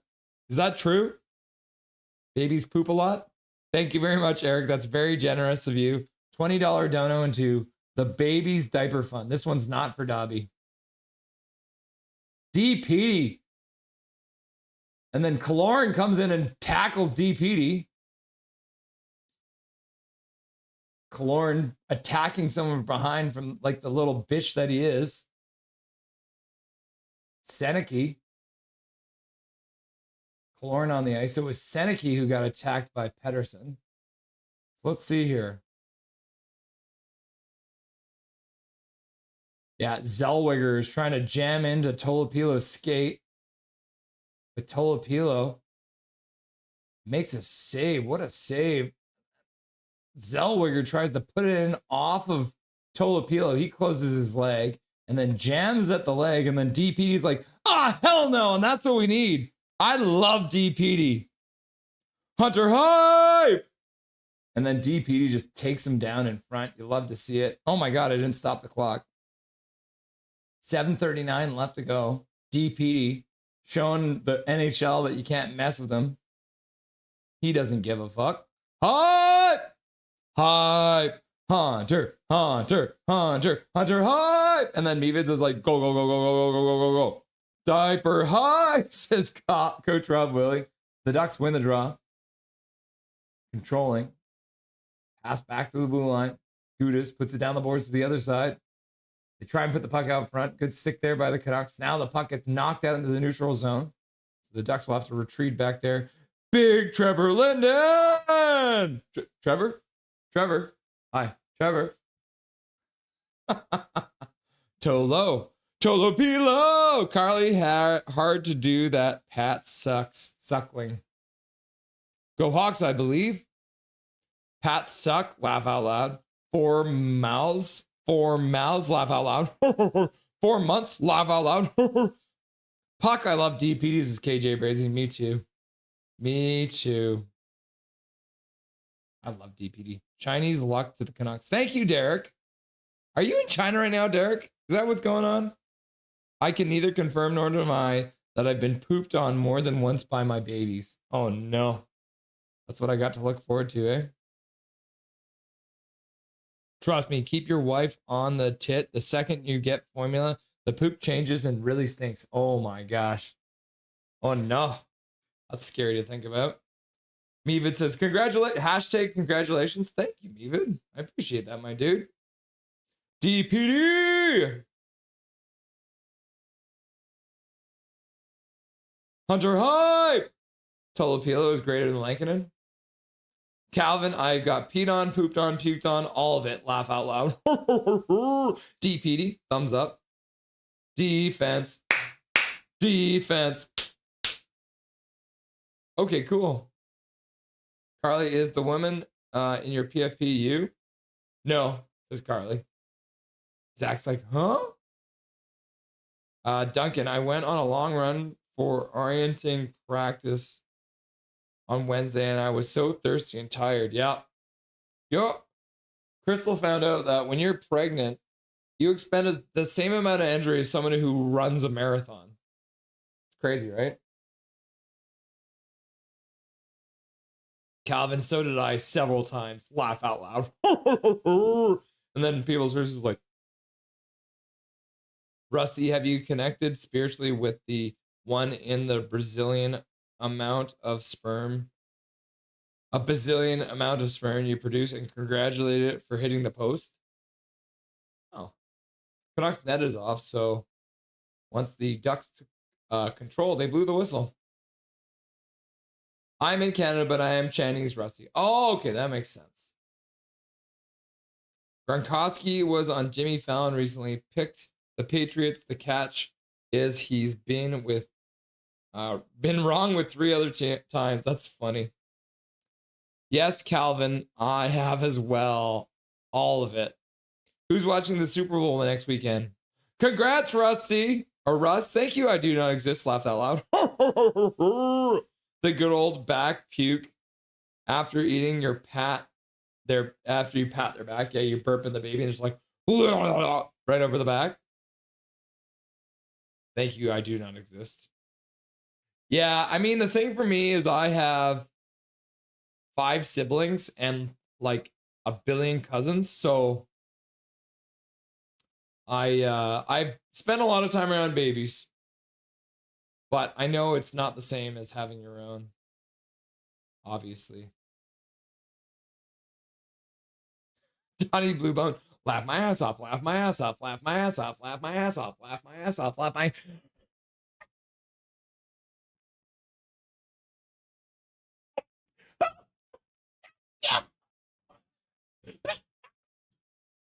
What happened? I blacked out.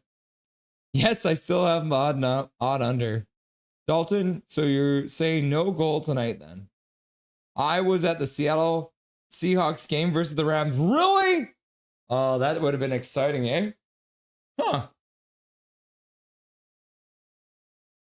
Carly, you lucky lady. Dennis Bill, now let's get some insurance. Another goal. Yeah, would be nice, wouldn't it? Carly, awesome. Go Seahawks, go. They are the next Super Bowl champs. I'm a 49ers fan. I cannot, in good conscience, cheer for the Seattle Seahawks. I hope you understand. Let's go Canucks is people's first Yukon. Bobby. Konar 12368. I was summoned and haha, hey, Russ, Milk from TSI sent me, born and raised in Columbus, so big Columbus Blue Jackets fan. What's up, Konar?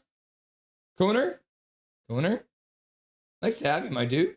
Yeah, we're going to have TSI Mike on Saturday. He's going to be joining the show, so thanks for being here.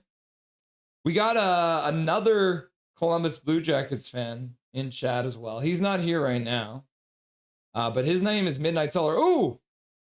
Canucks battling for the puck in the slot, chopping at it. Can't get it to go. But yes, you're not alone, so welcome. Welcome to the Nothing is Perfect, my dude. Thanks for being here.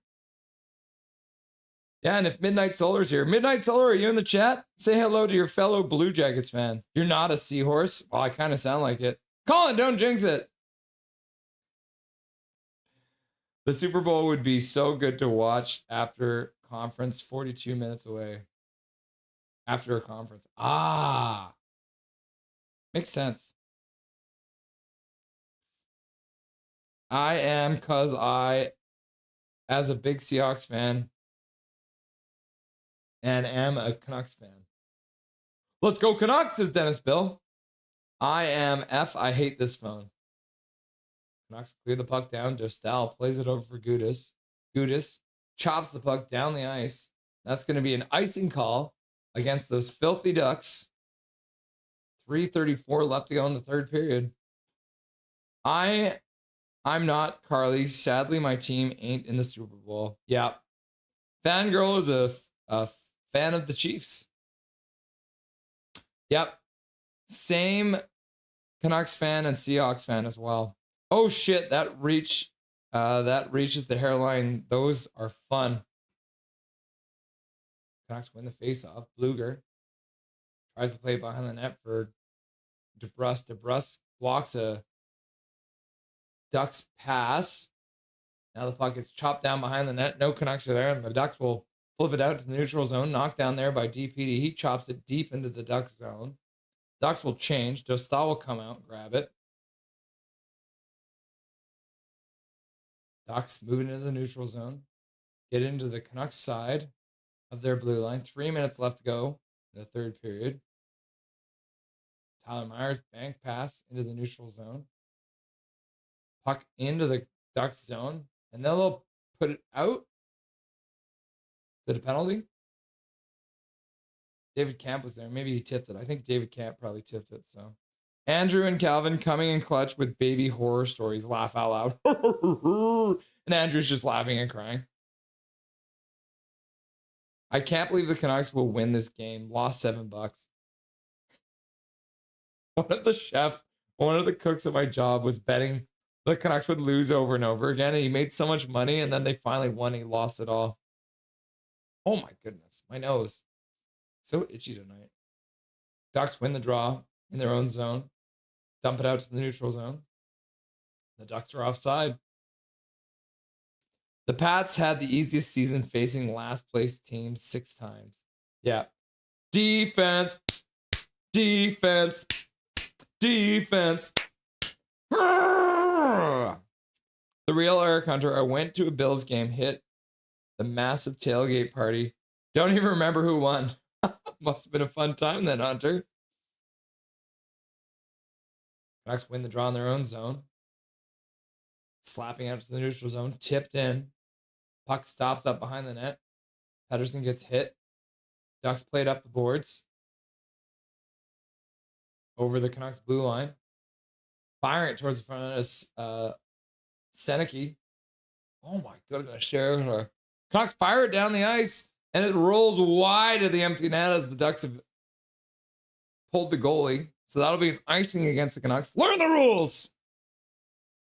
Who's even in net? Duolingo, it is Tolopilo. 2:13 left to go. What are we going to do without the Rusty and Dicey postgame show? Missing my silver fox. Yeah, it won't be the same, Katie. You're right about that. Okay, Ducks 6-on-5. Scrambled draw. Puck rung around the boards, knocked down there. Zellweger puts it into the corner.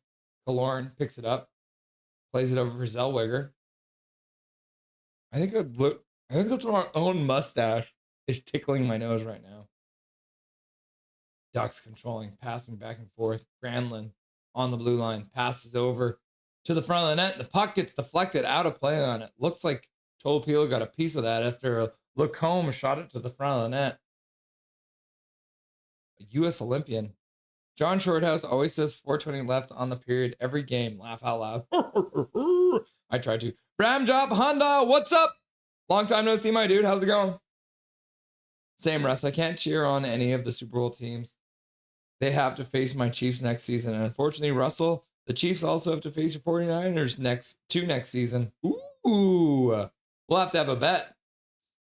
It's like the Ducks have called a timeout to talk about their strategy. Oh, enjoy Llamas classes and try not to think about the other mother's vaginas being beautifully mutilated by childbirth. What? Texting this out? That's crazy. You can text and it'll make those things happen. Tank, tank, tank, tank. Wave! Toy maker props. Goose egg for Tolo. I think he's trying to jinx it because you want them to lose, right, Toy Maker? Damn it, Vancouver scored again? They scored one. Yeah, they're up 1-0. A minute 46 left to go. The Ducks have pulled their goalie. 6-on-5 they'll go. Pedersen in the face-off dot. Got Heronic, Garland, Bluger out there too. Tolopilo settles into his crease. It'll be, the face-off will be to the right of Tolopilo. Granlund will take the draw against Pedersen.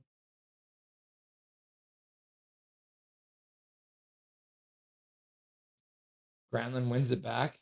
Lacombe skates down, goes in behind the net, passes out front, back to the blue line, shot, flubbed it, ends up getting chopped behind the net. Ducks pick it up there, back up the boards for Gauthier, who puts it back for Lacombe. Gauthier gets it back on the blue line, plays it down the far side boards, and then just a terrible pass by Sanaki out to the neutral zone, but picked up by Gauthier, who gives the puck away. And then Zellweger will dump it in. Canucks will chop it out to the neutral zone. The Ducks will pick it up there. I thunk for a sec. Both goalies played, though, so no. Why is everyone trying to get me to say that? Gauthier fires it towards the net. Blockered away by Tolopilo. Puck out front. Shot to the front of the net. That's blocked. Another shot to the front of the net. Tolopilo makes it save. 46.7 seconds left to go. The odd terrible time for all the amazing baby cuddles. Nothing like your own baby cuddles. Realistically, babies are hard work, but it's an amazing experience. Wouldn't trade it for anything. Cadet still 1-0. Okay, good. When I was a baby, I never pooped. Is that normal? Yes, very normal. Gocho Pilo. Yeah, Benny song. I like that one too. Did Garland take a penalty? Garland? Why would you take a penalty, bro? So it'll be a power play for the Ducks to finish things off. So it'll be a 6-on-4. They're going to add time to the clock too. So there's going to be 48.5 seconds left. Empty net Ducks. Well, Vancouver's winning. I'm going to run after this. Watching. Andrew, I 1,000% agree. I miss having little feet running around the house. It's Colin. Very cute. The linesman didn't like the way they dropped the puck, so they'll try it again. Tolopilo makes a save. Great Tolopilo. Great Olopilo. Ratu lined up for the face-off. Ducks win it back. Lacombe down the boards, drops it back to the blue line. Pass downside for Zellweger. Puck knocked away by Kampf. Hronek in the corner. Puck back to the blue line. Into the corner. Firing it towards the front of that. The Canucks will pick it up and fire it all the way down the ice. And they score! Teddy freaking Bluger from his own side of his in his own zone. Fires it all the way down the ice. And Teddy Bluger has made it a 2-0 game for the Vancouver Canucks against the Anaheim Ducks. Must feel really bad to lose to the worst team in the league, eh, Ducks? The real Eric Hunter with a gifted membership. And that one goes out to...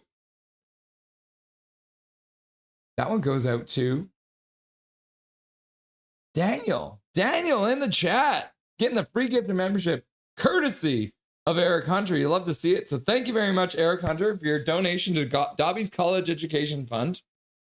And congratulations to Daniel for getting the free gifted membership, courtesy of Eric Hunter, the legend. Hunter. And then Connie McKenzie's like, go. And Big Mac's like, boom.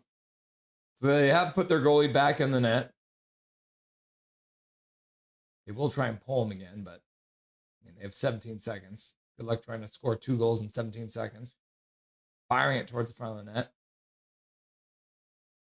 Puck up the boards in the corner. Pass out front. Kicked away by a Canucks stick.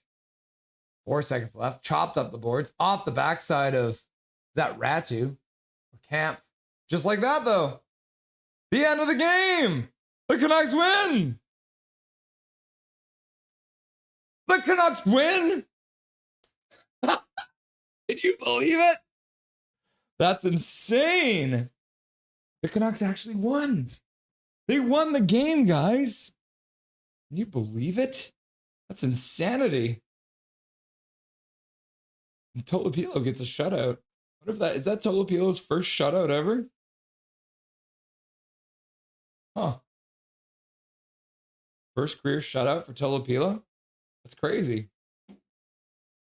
Ooh, Russ, I don't think I said congratulations on the upcoming baby, Russell Sprout. Thank you, KJ Brazy. I appreciate you. I don't mind the odd win, but you need to be 32nd dead last for the Canucks to earn the 3rd pick. Yeah. Well, even if the victory, I think the Canucks are still firmly in last place in the league. So after this game, they'll be up to 41 points. They're still 7 points behind Calgary. So yes, Toymaker, even with the win there still. 1 clear, maybe 2. Carly, go. Van go. Hockey players know better than to say the S word before game is over. Yeah, that's why I wasn't reading it. People put it in chat, but I wouldn't read it. Damn it, my bet was off. Hunter, goat. Sensei Dean Y. Game over.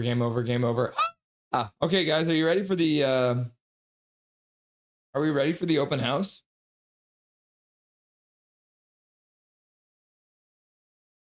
Are you guys ready for the open house? Let's see if I can get this ready to go for you. Okay, guys, I'm going to put the link in chat for the open house. So if you guys want to join me on the stream right now, this is your chance. I know lots of people have been asking about it. So let me put this right in chat for you right now, okay? Here we go. So since Dustin is at this game tonight, we're going to do a open house here. So I'm going to pin this message. So if you do feel like joining, then here we go. Here goes nothing.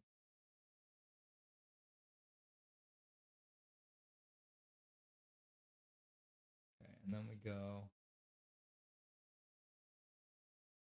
Yeah, let me bring this one over here. Yeah, okay.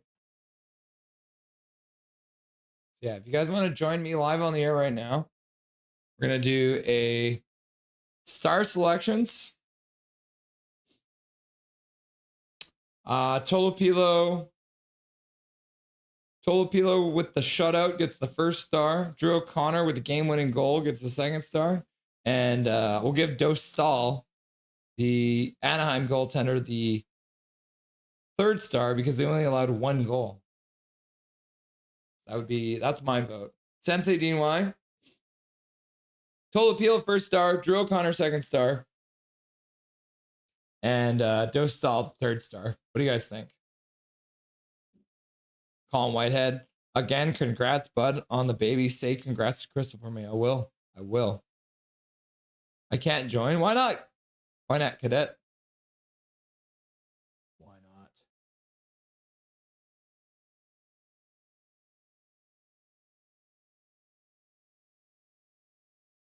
I'm just going to let you guys in. We're just going to do crazy stuff here.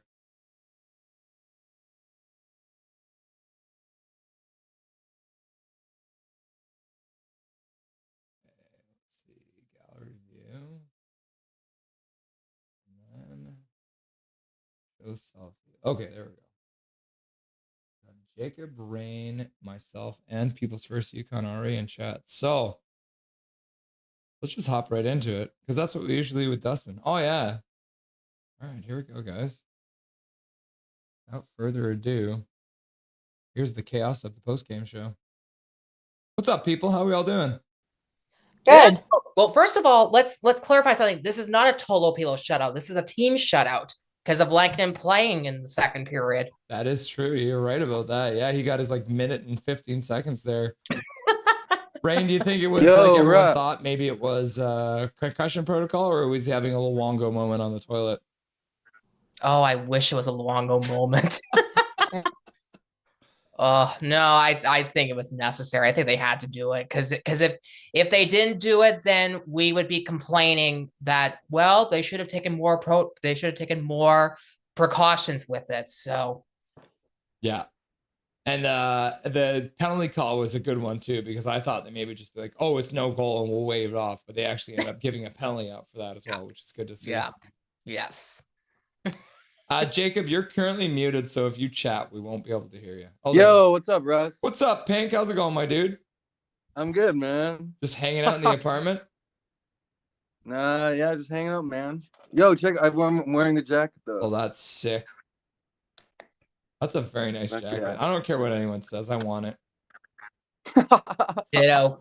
Same. Russ, congrats, by the way, man. Thanks, my dude. I appreciate that. Yes, congrats. Yeah, it's pretty crazy. There's going to be another one out here. Bobby just got kicked out or something. What's going on here? Bobby, are you in here twice? Bobby's in here twice.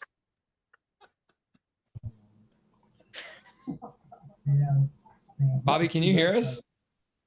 Yeah, can you guys hear me? We can now. How are you doing, Bobby? How are you doing?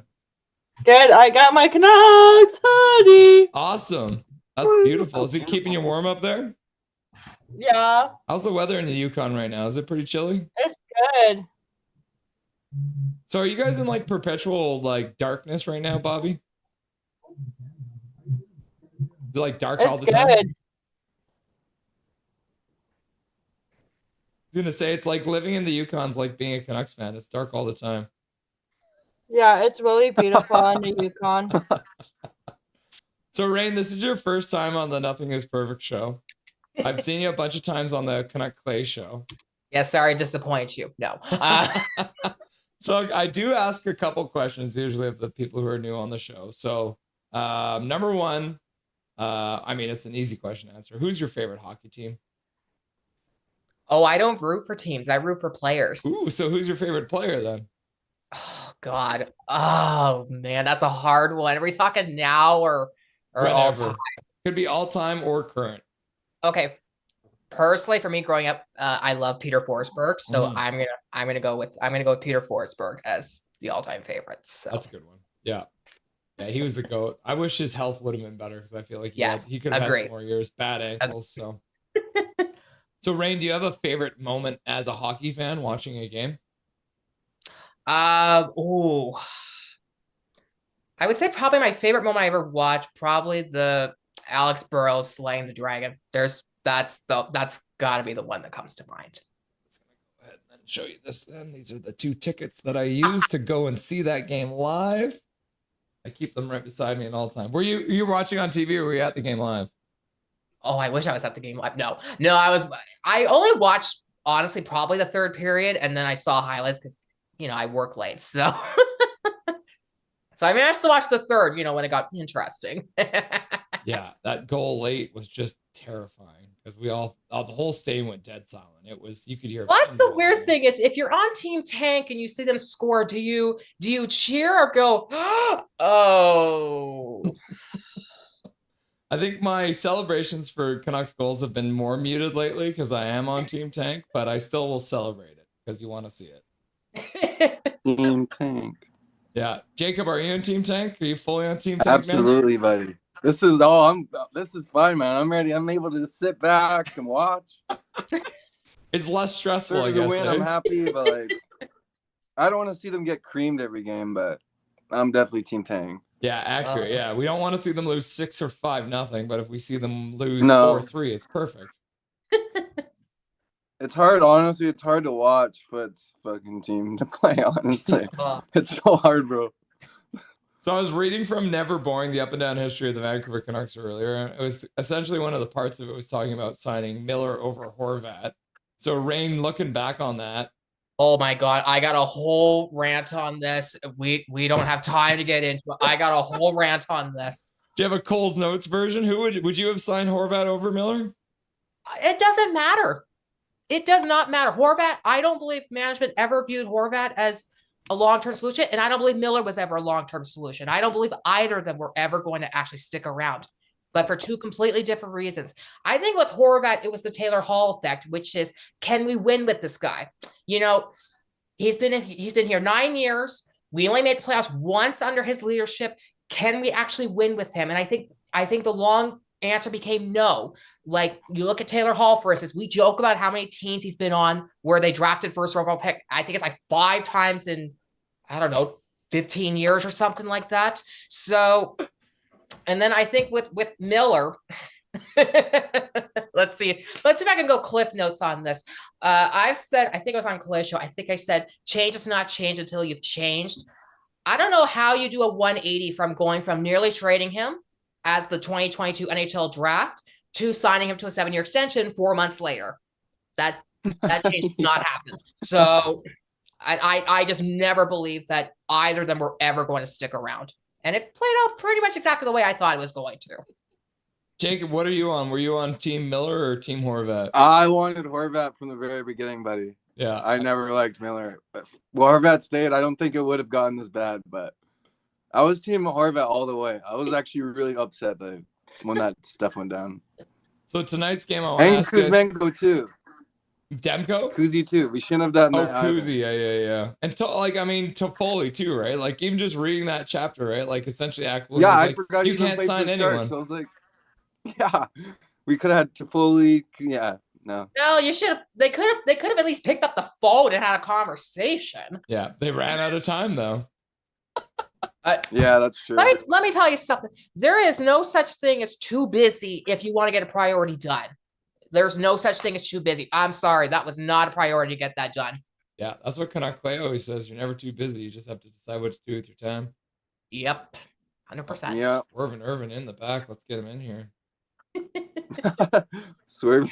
Got a full house. So Jacob, what was your? Did you enjoy tonight's game? Like, it was like a 0-0 yeah, it was game. fun. Went for Slurpee. What was your favorite part of the game? Slurpee, watched the hockey. Yeah, it was a good game. Yeah, 2-0. It's nice to see Tully get a shutout. Yeah. Swervin, where are you, bro? I really watched him. Oh, you're at the game. Oh, Swervin, yeah. Swervin's in the middle of the crowd. You love to see it. I heard you ran into Dustin. Trying to get out of here. And I did. Yeah. It was really cool. But I Where's didn't Big want to take Mac too much tonight? time to those with my beautiful wife. Where's Big Mac? He should Because be I thought here. he would join us too. What's up? Your wife looks like she's way too good for you, Irvin. She definitely is. I'll legit. I just want to say hi, guys. Awesome, Swervin. I hope you enjoyed the game. What was that like watching a 0-0 draw in the third period? It was like watching Teddy Bluegett's forehead dry. Awesome, Swervin. Peace out. Thanks for stopping by. See you next time, buddy.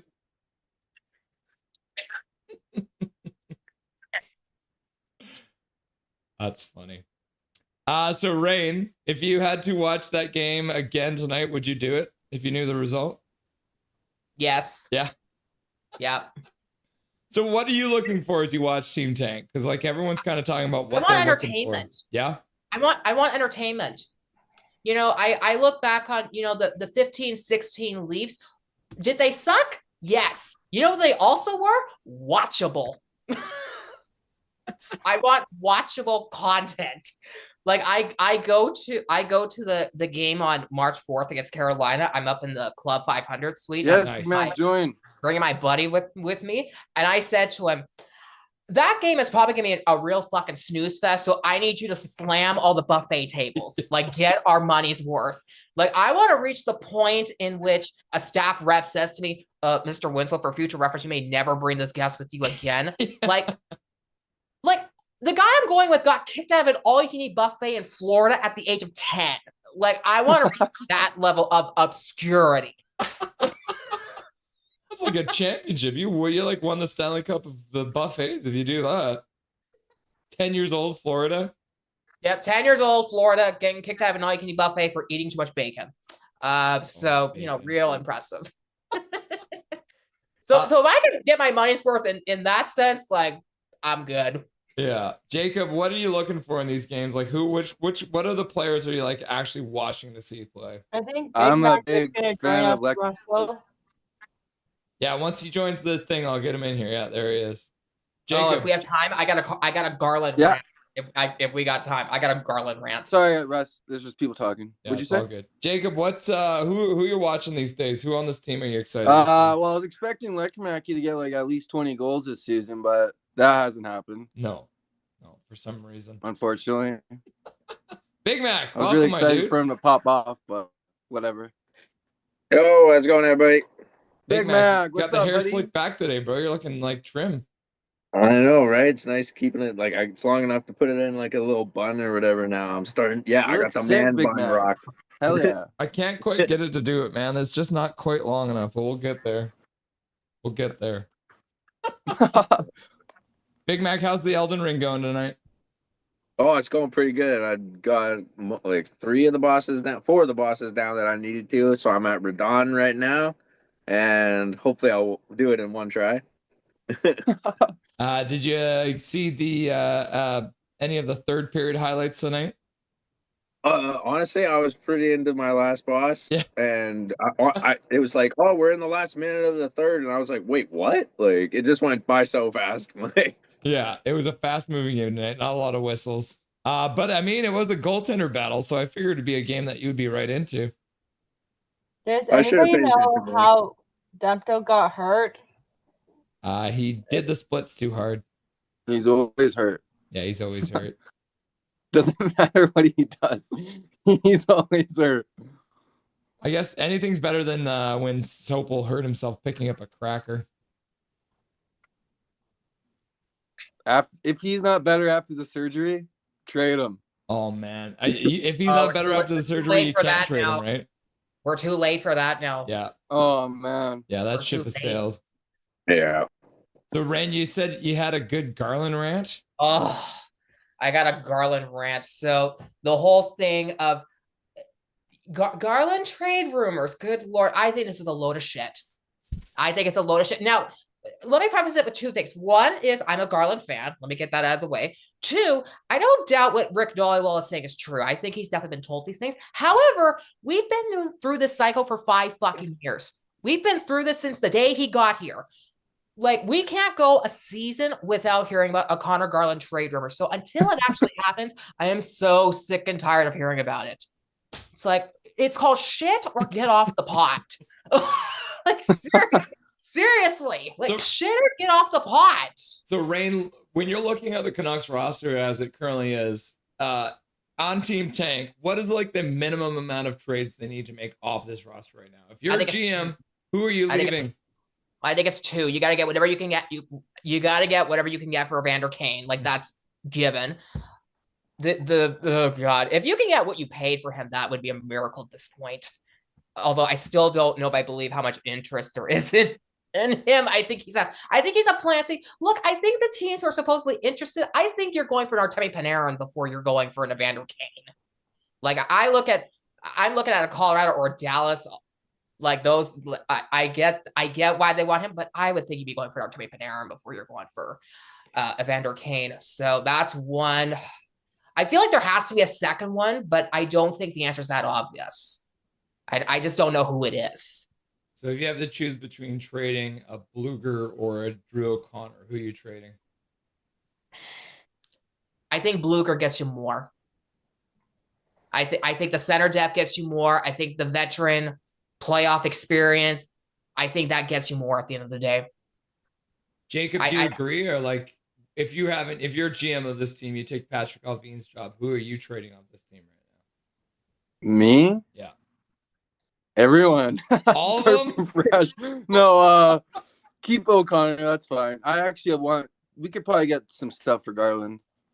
And they're paying for anything. And then, yeah. And then Bluger, you probably could get some stuff for him, but it's to have those guys around the youngsters too. So, Big Mac, I'll ask you the same question. Who are you trading on this team? I like Jacob's answer of just trade everybody, but that's why I don't know. Like, I mean, it's been said that pretty much everybody is, up for potential trades. Depending on whether certain people waive their no trade clauses or whatever, I guess.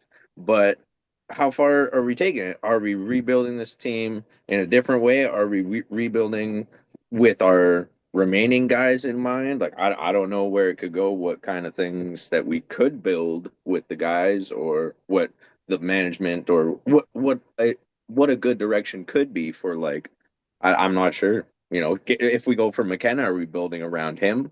Or if we don't get McKenna, are we building around someone else? Or are we going to try and pick up the two brothers that are coming up? The R brothers. I can't remember their name or whatever, but the Ruck they're twins. with Medicine Hat or something, right? Yeah. They're going to be good. Yeah, they're apparently like second round players, and we do have 2 second round picks, so there is potential the Canucks could make some magic happen. We just got to get Brian Burke out of retirement. Just wait till day 2. Just wait till day 2 of the NHL draft, and then we'll come back and see if that's still the same sentiment. Sedin's 2.0, but they're Canadian, eh? Bobby, can you hear me? I don't go that far. Yeah. If you're trading somebody off this Canucks teams right now, who are you trading?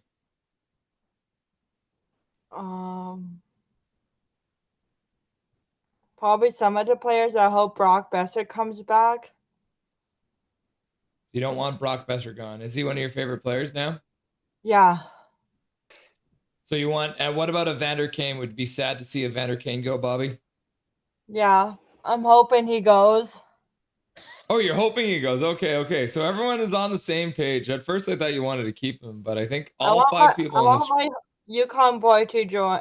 Yukon boy to play for the Canucks. So you want McKenna to come because then you have a hometown boy to cheer for. Yeah. Very cool.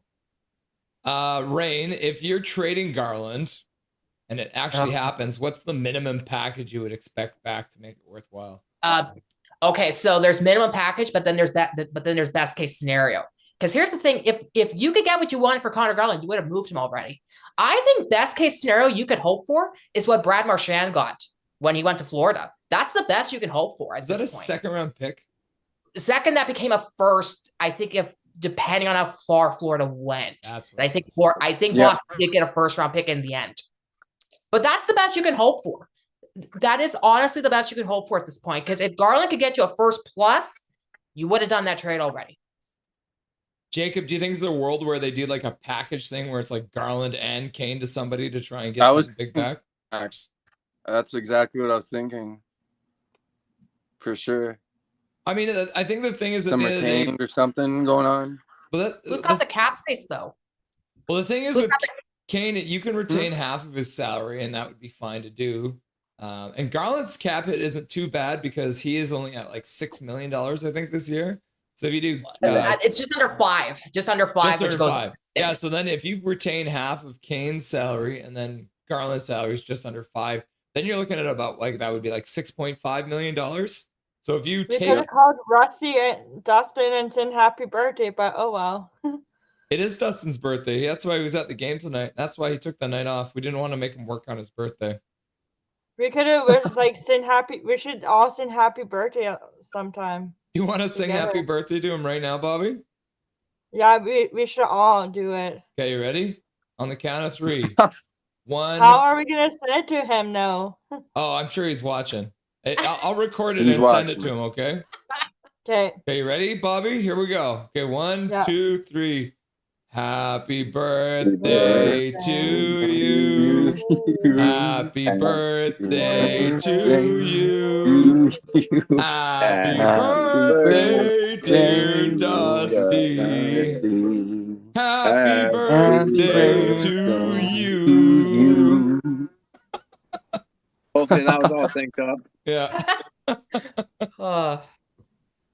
So Big Mac, I have a crazy theory that the Canucks are going to make the playoffs next year. How insane does that make me? No, it's a whole new schedule. It's a whole new wipe the slate clean. But let's I'm on Team Tank. Let's deal with this right now. Just let's suck this time. We never do what we want to do, like winning. So like if we can't do a shitty job intentionally, this is going to say a whole lot about what the Canucks can actually achieve when they want something. We're making the playoffs next year, Russ. It's happening. Next year, but let's tank right now. We're 10 years overdue. We're 10 years overdue. Oh man, I'm on Team We've Tank. never gotten number 1 pick. I'm on so. Team Tank. I literally forgot that Rutherford was talking about retooling in 23-24 or 22-23. Like I forgot that he's been talking about retooling for this long now. So Hybrid rebuild. So Jacob, do you think Adam Foote gets fired at the end of the year, or is he back next year? No, he gets fired. I don't. He's getting it this year though. I think they're gonna play it There's out. a membership. Get that number 1 draft pick. Get fired. Hire Manny, Coots, Leckermacki, Beam, Algren, Cup. No, he'll respectfully retire. They'll be like, dude, we're gonna get rid of you. Like, just leave. And he'll be like, yeah, thanks. And they'll pay him a little package, and he'll fuck off. Thanks for the number 1 Major draft pick. send a membership, Russell. Yeah.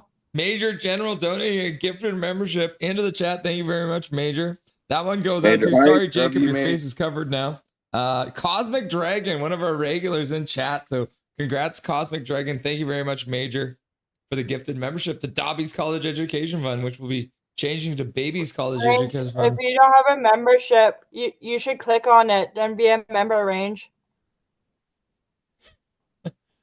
Rain, what do you think? Is Adam Foote axed at the end of the year, or do they keep him on for another year tanking? They keep him on. They keep him on. I don't agree. I think they keep him on because 2 things. 1, you can write off the injury bug for 1 thing. And 2, I think if you fire him, then that's acknowledgement that you only hired him in the first place to keep Quinn Hughes as a last ditch reeking of desperation. So I think you have to stick another year, at least bring him back to start next season. Is there any worry about just kind of messing up things organizationally, because then suddenly you're pulling Manny out of Abbotsford midseason? You'd have to try and have something lined up down there as well, right? Sorry about that. Welcome back, Jacob. Oh, there you go. Oh God, I don't know. But I guess the hard thing is this a job that Manny wants to come into? Like it's already a shit that dumpster fire to begin with. And, we make the joke about how the NHL recycles the same 40 coaches. So even if they got rid of Adam Foote, that's not necessarily guaranteed that they're going to bring Manny in. I mean, did any of us think Adam Foote was going to be the guy once Rick Tocchet departed? No. Not really. So, and the other thing I will say too is, even if you bring in Manny, what exactly do you want him to be as the solution? Is the solution to turn it around in 1 season or what? So it's kind of I view it the same way as a dog chasing a car. What happens when you actually get it? Yeah. You never know what you're going to do with it. I think the thing for me is I think they were hoping Rick Tocchet would play out his contract, at least, or coach until the end of the contract, which would have put him to the end of this season. And then at the end of the season, when Rick Tocchet leaves because he can't handle a rebuild, then they bring Manny up. I think that was probably the plan, and it didn't end up happening. because Rick Well, they Tocchet should have left. signed him they should have signed him to the extension after 24 when, your franchise defining defenseman that you claim that you respect tells you to bring him, to keep him, and you don't, and you wait till the last minute to give him what he wants, and then you don't do it. So I think Jacob's back now. Yeah, there you go. But I mean, I think the thing is with the Rick Tocchet, I think the option was his, and that's where it got sticky, right? Welcome back, Jacob. I'm back.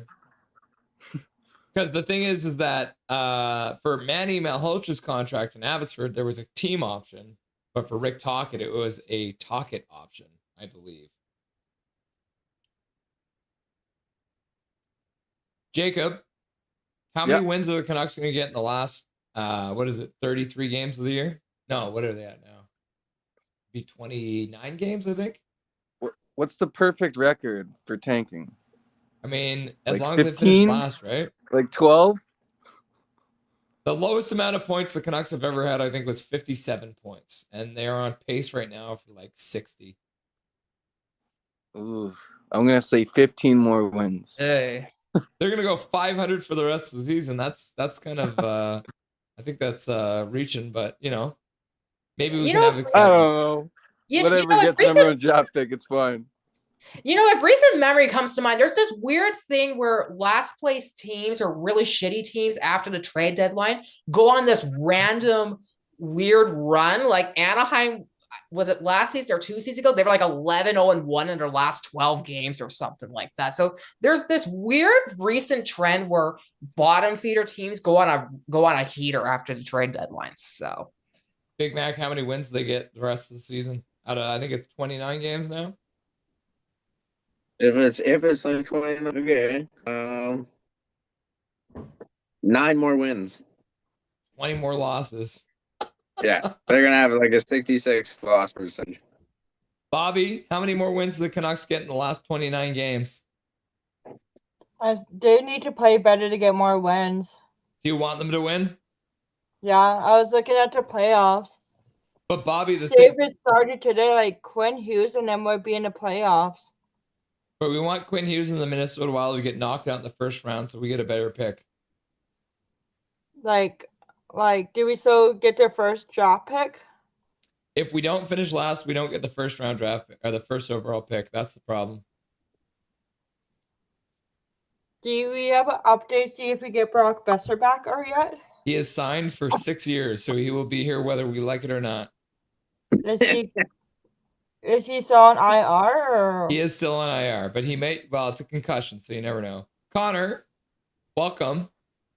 Hello, you guys. Oh, we can hear him. Oh my God, that's crazy. Usually, look at how usually crisp, that video is. Did you Why get do you like a always new have to make computer or something? about my audio settings? Hey, Connor. Hey, how you guys? So Connor, you came here late, so I'm gonna rapid fire some questions at you here. That's all good. How many wins did the Canucks get in the last 29 games? Connor. Okay, what? Sorry, what was that, Bobby? You missed a happy birthday song. Oh, I did? Oh, sorry. Happy birthday to whoever it was. It was Dusty's birthday. Oh, nice. Awesome. Well, can I just also mention as well, congratulations. I understand there'll be a new addition to the holiday family. Yeah, it's going to be crazy. August. Good stuff. Good stuff. Well done. How many wins did the Canucks get in the last 29 games of this year? Last 29 games. Probably 11, I'd say. Yeah. And that's being generous, quite frankly.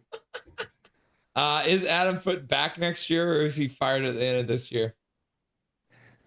I hope to God management sees sense and just fire his ass. Oh my God.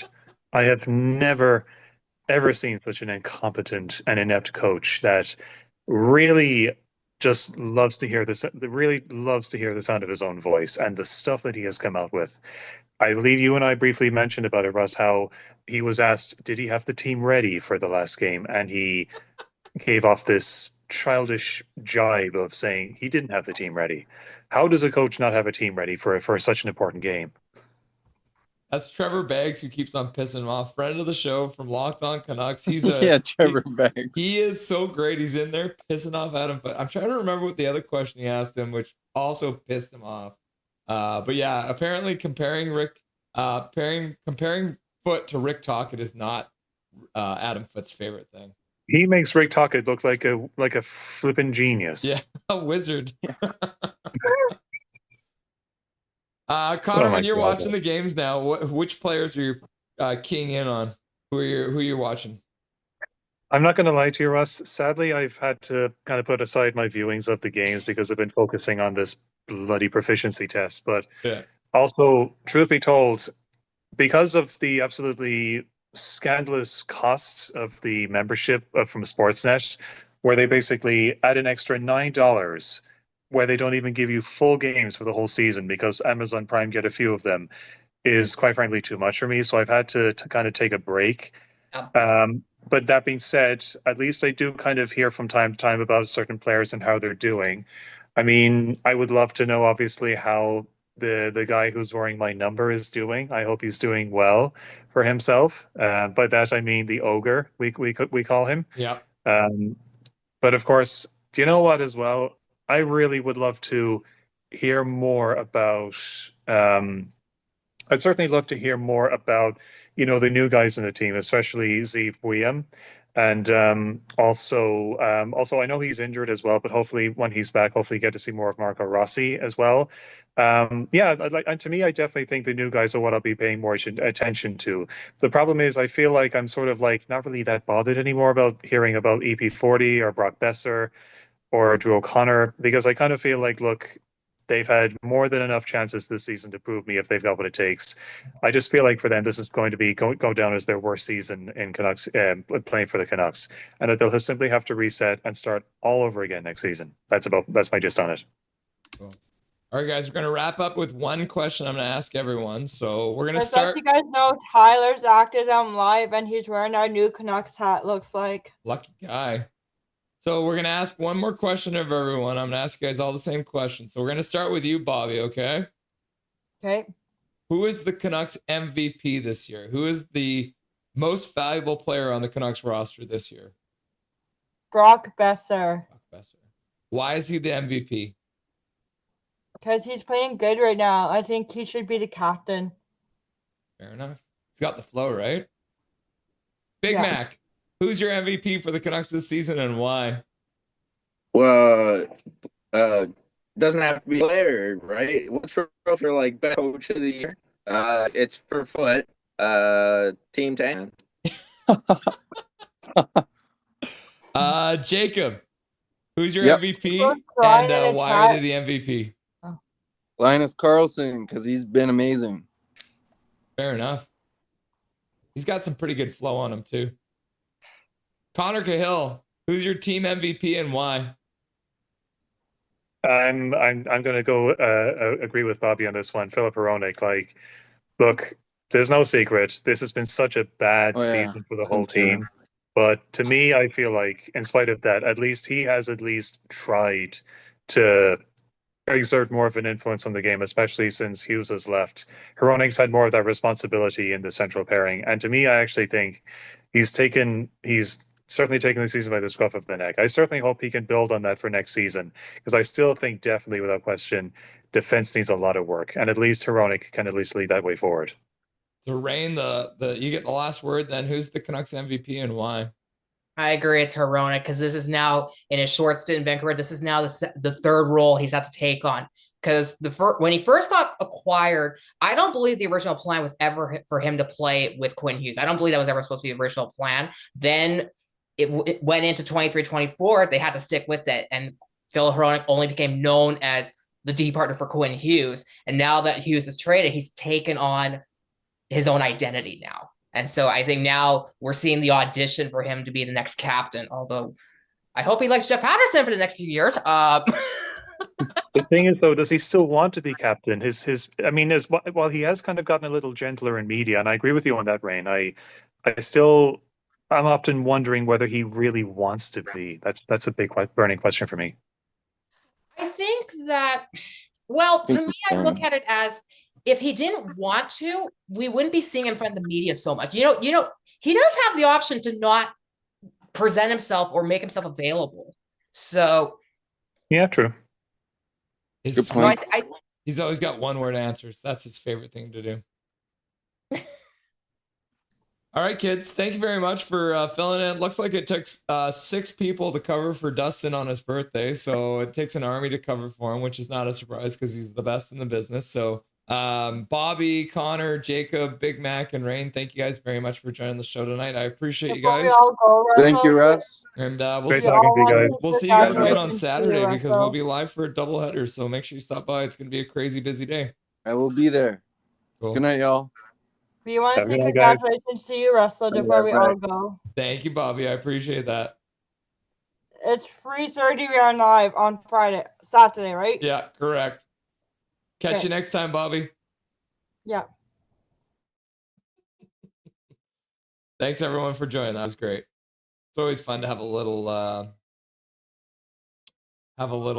open phones when Dustin's not available. Takes 5 people to replace him. It's pretty crazy. Jeff DeVries in chat saying, yay, Heronic for captain. Yeah. Trade Besser for a bag of pucks. I don't know if you're going to get a bag of pucks for him at this point. That's Sealdor. Good night, Zoomers. Yeah, and KJ's like, Dusty is irreplaceable. I agree with that. All right.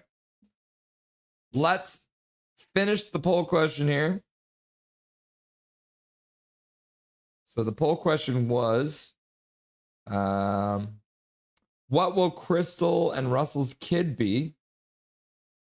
47% of you. Why is this not working? 47% of you said a boy. 20% said dancer. 18% are uncontrollably crying, laughing, and 15% said girl. So that means 47% of you say boy, and I think that's I think it might be a boy too. Like, that's just my initial instinct. While we have this open, let's have a look at the fan funding for the night, because you guys went pretty crazy tonight. Calvin 99 Charlie with a gifted membership. Major General, we need to get more focused on a proper tank. Correct. $10 dono from Shannon, since the Canucks are failing to put money for Dobby for food. Dobby, go and get some of your favorite treats from Coach Rob and Charlie. Thank you very much, Shannon. I appreciate you. And then Major says, Canucks trying to starve Dobby again. Yep, with a $2 dono. And then Colin Whitehead with a $5 dono say, Russ, I was kidding about the Leafs, but just moshing Zach. That's good. Yeah, thank you. And then Calvin 99 Charlie with another gifted membership. And then Daniel Turgeon shows up with a $5 dono.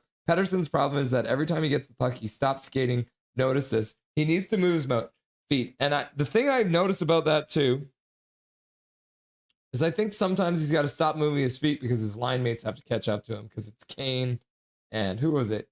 Kane and Garland tonight? Garland seems to be struggling lately. And then Daniel with another $5 donor say, how the F do the coaches not see that? Coaches are shite. Yes, that is true. I can agree with that. Hachiko using their monthly membership message say, congrats. And then Tor also using his monthly membership message. Congratulations, Russell. You have already prepped for a kid. You've been babysitting this chat and building patience. P.S. Name your son Galactus. Galaxus. That'd be funny. And then Daniel becomes a member. And then Carly became a member. And then Eric Hunter donated a gifted membership. And then donated $20 for the diaper fund, which we appreciate. Then he donated another gifted membership. And then Major showed up at the end and gifted another membership. We do love to see that. Live chat. Daniel's here. Crystal and Russell, baby will be a Canuck. I know. I've been asking people, is it child abuse to make my kid a Canucks fan? I feel like that might be. Yeah. And as I mentioned, guys, the next time we are live is going to be on Saturday. It's going to be a doubleheader, guys. It's going to be a damn doubleheader. Look at this. Look at all these people in this bar. There's me, there's Dustin, there's Canucksland, there's TSI Mike, and there's Ben Lipka. So we got a full spread. We're going to have the Canucks, the Vancouver Canucks at 4 against the Toronto Maple Leafs. And then we're going to have the Abbey Canucks against the Condors at 7 o'clock. So it's going to be a busy one, guys. It's going to be a crazy busy night on Saturday. So I hope you guys can all make it. Crazy night. Thank you everyone for joining.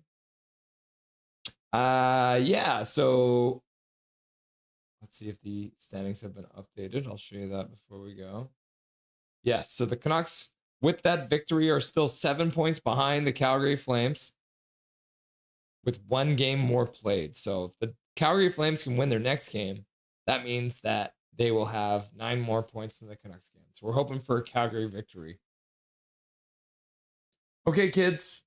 Thank you, everyone, very much for being here tonight. It's been a lot of fun. Dustin will be back for the game on. So he'll be here for the first intermission of the Vancouver versus Toronto game at 4. And then he'll be back at the very end for the Rusty and Dusty post-game show. We'll break down both games because there'll be a lot of hockey to talk about. And we're hoping to see the Abbotsford Canucks get on a winning streak because we want to see them make the playoffs. Yeah, thank you guys very much for being here. I appreciate you. And wait, yeah, it is Thursday. Until Saturday, remember, my name is Russell Holiday. This is Nothing is Perfect. And make sure that you make good choices.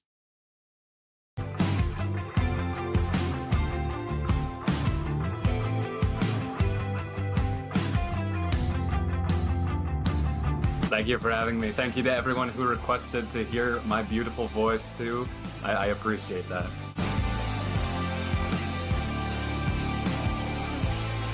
How you doing tonight?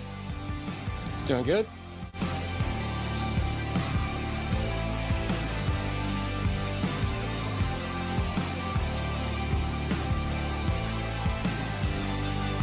Thank you very much for taking the time out of your very first hockey game to join the stream. Everyone was very excited to see you, and enjoy the rest of the game in the third period.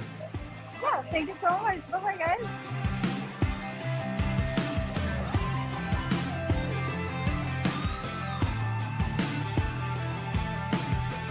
Trevor Beggs joining the show from Locked On Canucks. Thanks for joining me today, brother. My pleasure, Russell. How you doing today, buddy? I'm doing really good. I'm doing really good. Hey, buddy. What an intro. Thanks, man. Hey, no problem. It's nice to see you again. It's been a while. Dude, absolutely. Yeah, those late nights, early mornings. Yeah, weird they were times. rough. We are excited to welcome Dave Hall to the show. Welcome, my man. Hey, thanks for having me today. I'm excited to be on. We're excited to welcome to the show Larry Fisher. Thanks for having me, Russell. Looking forward to talking lots of hockey.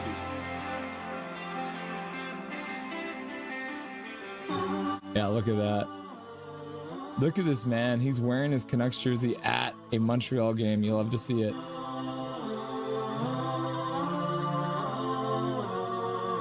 He became a local legend by calling the Abbotsford Canucks Calder Cup run.